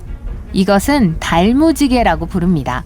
무지개처럼 밝고 화려하며 달빛이 하늘의 물방울에 반사될 때 발생합니다. 달무지개는 놀라울 정도로 희귀하고 특정한 조건에서만 발생합니다.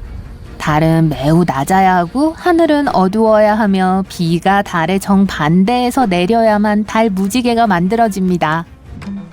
밤에 해변을 따라 달빛이 비치는 산책을 하고 있다면 생물 발광 해변에 이상한 현상을 목격하게 될 수도 있어요. 이것은 플랑크톤이라고 불리는 물속의 미생물이 파도의 움직임에 의해 동요하고 밝은 파란색을 발산할 때 발생합니다. 이 미생물들은 따뜻한 물에서 사는 경향이 있어서 몰디브, 푸에르토리코, 그리고 플로리다 같은 곳에서 생물 발광 해변을 발견할 수 있습니다. 남극 대륙에서 여러분은 유명한 피폭포를 발견할 수 있어요. 지하 호수에서 핏빛으로 물든 물이 테일러 빙하처럼 쏟아져 나옵니다. 과학자들은 원래 이 놀라운 색깔이 생물 발광 플랑크톤과 유사한 미생물에 의해 발생했다고 믿었습니다. 하지만 추가적인 연구 후에 물에 비정상적으로 높은 철분이 함유되어 있어서 신선한 공기에 노출되자마자 산화되고 녹이 스는 현상이라는 걸 발견했습니다. 1년 내내 호수가 얼어있는 추운 기후에서 얼음물 밑을 자세히 보면 얼음 속에 갇힌 얼어붙은 거품을 볼 수 있을 거예요. 이것들은 작은 메탄가스 방울들입니다. 물속의 박테리아는 다른 유기체를 먹고 소화하는 과정에서 메탄을 생산합니다. 메탄은 얼어붙은 물속에서 떠다니는 거품으로 변해서 얼음층 아래에 갇힙니다. 아스페라투스 구름은 자연에서 가장 희귀한 사건 중 하나입니다. 이 구름은 믿을 수 없을 정도로 어둡고 폭풍 같은 구름의 파도로 이루어집니다. 비록 이 구름이 불길해 보이고 강한 폭풍을 몰고 다니는 것처럼 보이지만 보통 날씨에 전혀 영향을 주지 않고 사라집니다. 이 구름은 미국의 대평원에서 가장 흔하게 나타나지만 2009년 이후로 관측되지 않았습니다. 혹독한 기후에도 불구하고 사막은 사막 장미석 같은 아름다운 것들을 만들어낼 수 있어요. 사막 장미석은 복잡한 장미 모양의 크리스탈 군집 형태입니다. 건조한 상태와 습한 상태 사이 간의 갑작스러운 전환이 크리스털을 형성하고 그 안에 있는 모래 입자들을 가두어 독특한 색깔을 만들어냅니다. 멀리서 보면 용오름을 물 위에 떠있는 거대한 토네이도로 쉽게 착각할 수 있습니다. 사실 용오름은 일종의 깔때기 모양의 구름입니다. 종종 어두운 색을 띠는 구름으로 가득 찬 회전하는 바람 기둥입니다. 용오름은 토네이도보다 훨씬 약하고 작아서 어떤 것도 빨아들일 만큼 강하지 않습니다. 이 현상은 일반적으로 열대기후에서 발생하며 육지에 도달하기 전에 소멸됩니다. 렌즈 구름은 하늘에 팬케이크 더미를 쌓아놓은 것처럼 다른 구름 위에 놓여있는 평평한 구름입니다. 일반적으로 산이나 높은 건물처럼 지리적 특성이 공기 흐름을 방해하는 높은 고도에서 형성됩니다. 독특한 모양 때문에 렌즈 구름은 UFO 목격으로 오해를 받기도 합니다. 기후가 변화함에 따라 새로운 자연 현상이 발생합니다. 그 중 하나는 영구 동토층 폭발입니다. 북극 지역의 기온 상승으로 영구 동토층이 녹고 있습니다. 얼어붙은 호수에서처럼 메탄가스 거품이 영구 동토층에 갇혀 있습니다. 영구 동토층이 녹기 시작하면서 가스가 방출됩니다. 이것은 땅에 거대한 구멍을 남기는 큰 폭발을 초래합니다.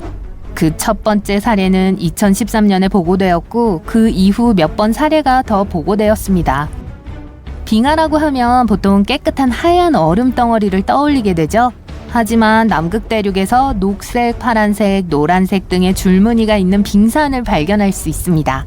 각각의 색깔은 특정한 조건에서 형성되는 얼음 때문에 발생합니다. 녹색은 일반적으로 조류가 풍부한 물이 얼 때 나타납니다. 파란 줄무늬는 가장 최근에 얼어붙은 물입니다. 다른 색깔들은 일반적으로 물이 얼 때 떠내려온 잔해의 퇴적물에 의해 발생합니다. 진주우는 지구에서 가장 희귀한 구름 중 하나입니다. 일반적으로 높은 고도에서 발생하며 일몰 후 2시간 이내에 볼 수 있습니다. 구름은 다양한 색깔의 빛의 파도를 보여주기 때문에 아름답게 보이지만 속지 마세요. 이 구름은 사실 매우 위험한 광경입니다. 진주우는 우리의 대기를 크게 파괴합니다. 우리의 오존층을 파괴하는 화학 반응을 촉진하죠. 오존층은 태양의 해로운 광선으로부터 우리를 보호하는 필수적인 보호막이고, 오존층이 더 고갈될수록 더 많은 지구 온난화의 위험에 처하게 됩니다. 폭포 가운데에서 자연 화재를 발견할 수 있을 거라는 예상도 못하겠지만 사실 생각보다 더 흔한 일입니다. 뉴욕 북부에서 흐르는 작은 폭포 한가운데는 약 20cm 높이의 영원한 불꽃이 있습니다. 폭포 밑에는 천연가스가 새어나오고 있는데 소량의 천연가스가 지하에서 지구 대기 중으로 방출됩니다. 이 작은 불꽃은 바위로 적당히 가려져 있어서 폭포의 물로부터 보호를 받고 영구적으로 타오릅니다. 일반적으로 녹색모래는 여러분이 열대 해변에서 보게 될 거라고 기대하는 게 아닙니다. 하지만 하와이와 전 세계의 화산섬에서는 짙은 녹색 모래로 뒤덮인 해변을 발견할 수 있습니다. 이 놀라운 색깔은 근처의 화산 폭발에 의해 형성된 암석의 일종인 감람석의 침식 때문입니다. 세월이 흐르면서 바위는 서서히 모래로 변해서 해변으로 실려오고 해변은 이렇게 이상한 색깔을 띠게 됩니다. 페니텐트는 높은 고도에서 형성된 얼음 스파이크 들판입니다. 이러한 현상은 햇빛이 얼음 위에 직접 비쳐서 얼음을 녹이는 대신 수증기로 바꿀 때 발생합니다. 햇빛은 눈의 표면을 오목하게 증발시키면서 날카로운 크리스털 같은 형태를 만듭니다. 스파이크는 4.5m까지 자랄 수 있습니다. 유방우는 가장 특이하고 독특한 형태의 구름 중 하나입니다. 수백 킬로미터에 걸쳐 있을 수 있고 마치 하늘이 손뭉치로 덮인 것처럼 보입니다. 구름 자체는 무해하지만 종종 위험한 폭풍이 근처에 있다는 것을 나타냅니다. 그러니까 이런 구름이 보이거든 실내로 들어가세요. 녹색 섬광 일몰은 일몰이나 일출 시에 해가 거의 완전히 하늘을 벗어났을 때 일시적으로 발생하는 드문 현상입니다. 모든 조건이 완벽하게 갖추어지면 태양을 밝은 녹색으로 보이게 하는 뚜렷한 녹색 섬광을 목격할 수 있습니다. 이것은 햇빛이 지구의 대기에 반사되어 빛이 다른 색깔로 굴절되도록 하기 때문에 일어납니다. 태양이 녹색으로 보이지만 사실은 착시현상일 뿐입니다. 무지개가 보이면 행운이 찾아온다는 뜻입니다. 하지만 심해 물고기가 보인다면 비극적인 일이 곧 일어날 걸 의미하죠. 고대 속설과 그것이 실생활에서 지니는 의미를 살펴볼까요? 2024년 8월, 사람들은 캘리포니아의 여느 날과 마찬가지로 하루를 시작했습니다. 날씨가 화창해서 해변에서 햇볕을 쬐기로 했죠. 스노클링과 카약을 즐기던 중 한 명이 이상한 물고기, 즉 둠스데이 피쉬를 발견했습니다. 이 생명체의 길이는 3.6m였어요. 상갈치로 알려진 이 생물은 1901년 이후 캘리포니아에서 약 20만 마리만 떠밀려온 것으로 알려져 있습니다. 상갈치는 바다에 잘 알려지지 않은 곳에 서식합니다. 그런데 왜 종말과 관련이 있을까요? 일본 민담에 따르면 재앙의 전조라고 합니다. 이 생물은 한때 바다뱀으로 여겨졌어요. 그리고 바다 밑에 있는 아름다운 궁전의 사자로 알려져 있습니다. 인간에게 재앙을 경고하기 위해 아름다운 궁전을 떠났다고 해요. 그래서 주로 불길한 징조로 알려져 있으며 해일이 보이면 곧바로 쓰나미나 지진이 일어날 것으로 예상할 수 있습니다. 해양학자들조차도 이것이 유명한 연관성이 있다는 걸 확인해 줍니다. 자, 이런 이상한 일이 벌어집니다. 8월 10일 샌디에이고 해안 근처에서 상갈치가 떠밀려 왔어요. 그리고 8월 12일에는 규모 4.4의 지진이 로스앤젤레스를 강타했습니다. 이런 일은 이게 처음이 아니에요. 지난 2011년 일본에서는 도호쿠 지방의 해변과 해안선에서 약 20마리의 상갈치가 육지로 밀려온 채 발견되었습니다. 그 직후 규모 9의 지진과 쓰나미가 도시를 강타했죠. 필리핀에서도 비슷한 일이 일어났습니다. 2월 8일 27마리의 상갈치가 목격됐어요. 이틀 후 규모 6.7의 지진이 이 도시와 인근 지방을 강타했습니다. 물론 두 사건이 서로 연관되어 있다는 것을 증명할 방법은 없습니다. 미국 지진학회는 이것이 순수한 미신이라고 단호하게 말합니다. 최근에 한 연구에서는 우연의 일치에 대해 분석한 결과 이러한 연관성은 통계적으로 사실이 아니라고 결론지었습니다. 이런 일이 말 그대로 갑자기 일어났다고 말할 수 있을까요? 인간은 역사적으로 자연재해 직전에 동물들이 이상하게 행동하는 것을 발견해왔어요. 지진, 홍수, 심지어 쓰나미까지요. 마치 동물은 우리가 감지할 수 없는 것을 감지하는 것 같아요. 실제로 이를 뒷받침하는 과학적 증거가 많이 있습니다. 연구에 따르면 동물은 지구 전자기장의 변화나 초음파 소리와 같은 미묘한 환경 변화를 감지할 수 있다고 해요. 인간은 알아차리지 못하는 것들을요. 이는 대부분의 동물이 인간보다 청각 범위가 넓고 지구에서 방출되는 가스를 감지하는 데 도움이 되는 매우 민감한 감각을 가지고 있기 때문입니다. 이 이론은 2004년 인도네시아의 여러 도시와 마을을 파괴한 비극적인 쓰나미 이후 유명해졌습니다. 당시 대부분의 인공 경보 시스템은 작동을 멈추고 사람들에게 재난을 경고하는 역할을 하지 못했어요. 센서가 유지 보수로 인해 작동하지 않았고 다른 해안 지역에는 쓰나미 경보 시스템이 전혀 없었기 때문이에요. 끔찍한 타이밍이었죠. 하지만 9m의 파도가 도시를 덮치기 몇 분, 몇 시간 전에 일부 동물들은 위험을 감지하고 도망쳤습니다. 목격자들은 코끼리는 더 높은 곳으로 도망쳤고 홍학은 낮은 둥지를 버렸고 개들은 야외로 나가기를 거부했다고 말합니다. 한 현지인은 버팔로 무리가 바다를 향해 귀를 돌린 후 언덕 꼭대기로 달려가는 것을 봤다고 보고했어요. 쓰나미에서 살아남은 많은 사람들이 동물을 경고 시스템으로 사용했습니다. 인간이 생명을 구하기 위해 동물에게 의존한 것은 이번이 처음이 아닙니다. 이러한 일이 언제 일어났는지에 대한 최초의 공식 기록은 기원전 373년으로 거슬러 올라갑니다. 당시 저는 살지 않았지만 그리스 역사가 투키디데스는 대규모 지진이 발생하기 전에 쥐, 족제비, 뱀이 마을에서 도망치는 것을 목격했다고 기록했습니다. 그렇다면 동물이 감지할 수 있지만 인간이 감지할 수 없는 것은 정확히 무엇일까요? 이를 알아내기 위해 과학자들은 이탈리아에 사는 소, 양, 개에게 바이오 로깅 태그를 부착했어요. 그리고 약 반년 동안 동물들을 추적했어요. 이 기간 동안 공식 통계에 따르면 이 지역에서 18,000건 이상의 지진이 발생했습니다. 가장 충격적인 정보는 지진이 발생하기 최대 20시간 전부터 동물들의 행동이 바뀌기 시작했다는 것이었습니다.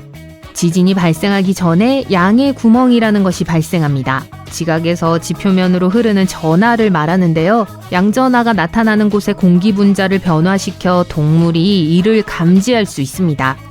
동물이 지하수의 변화를 감지할 수 있다는 증거도 있어요. 지진이 발생하기 전에 단층선의 스트레스로 인해 라돈가스가 방출되어 지하수의 화학적 성질을 변화시킬 수 있어요. 지하수에 의존하는 동물은 이러한 변화를 감지하고 반응할 수 있죠. 조류는 또한 지진 직전에 변화할 수 있는 지구 자기장의 변화에 매우 민감합니다. 또 다른 연구는 에트나산 근처에서 이루어졌습니다. 이탈리아 시칠리아에 위치한 이 화산은 지구상에서 가장 활화산이 많은 화산 중 하나예요. 2002년의 대규모 분화로 인해 에트나 근처에 위치한 스키리프트와 호텔 2곳, 상점이 모두 사라졌습니다. 자, 지난 몇 년 동안 한 연구팀이 에트나 화산 옆에 사는 염소를 추적하기로 결정했어요. 2012년 연구진은 아하! 하는 순간을 맞이했습니다. 에트나가 용암을 분출하기 6시간 전에 염소들이 이상 행동을 보이기 시작한 거죠. 이 연구진은 2년 동안 약 7건의 재앙을 회고하고 예측할 수 있었습니다. 모두 염소 덕분이에요. 2014년 테네시에서 황금날개 딱새를 연구하던 한 과학자 그룹은 이상한 점을 발견했습니다. 이 새들이 일반적인 번식지에서 우회하여 이동한 거였어요. 이 작은 새들은 컴벌랜드 산맥에서 700km를 날아와 남미에서 4828km를 비행한 후 도착한 것이었어요.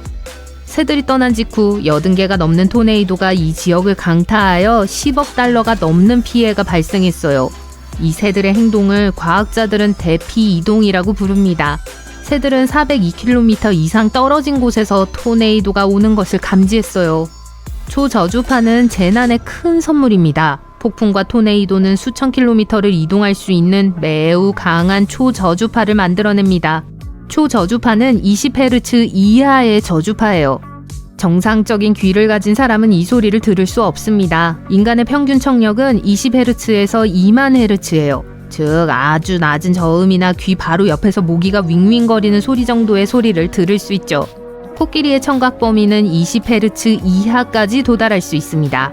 그 덕분에 코끼리는 재난을 감지하는데 전문가가 될 수 있죠.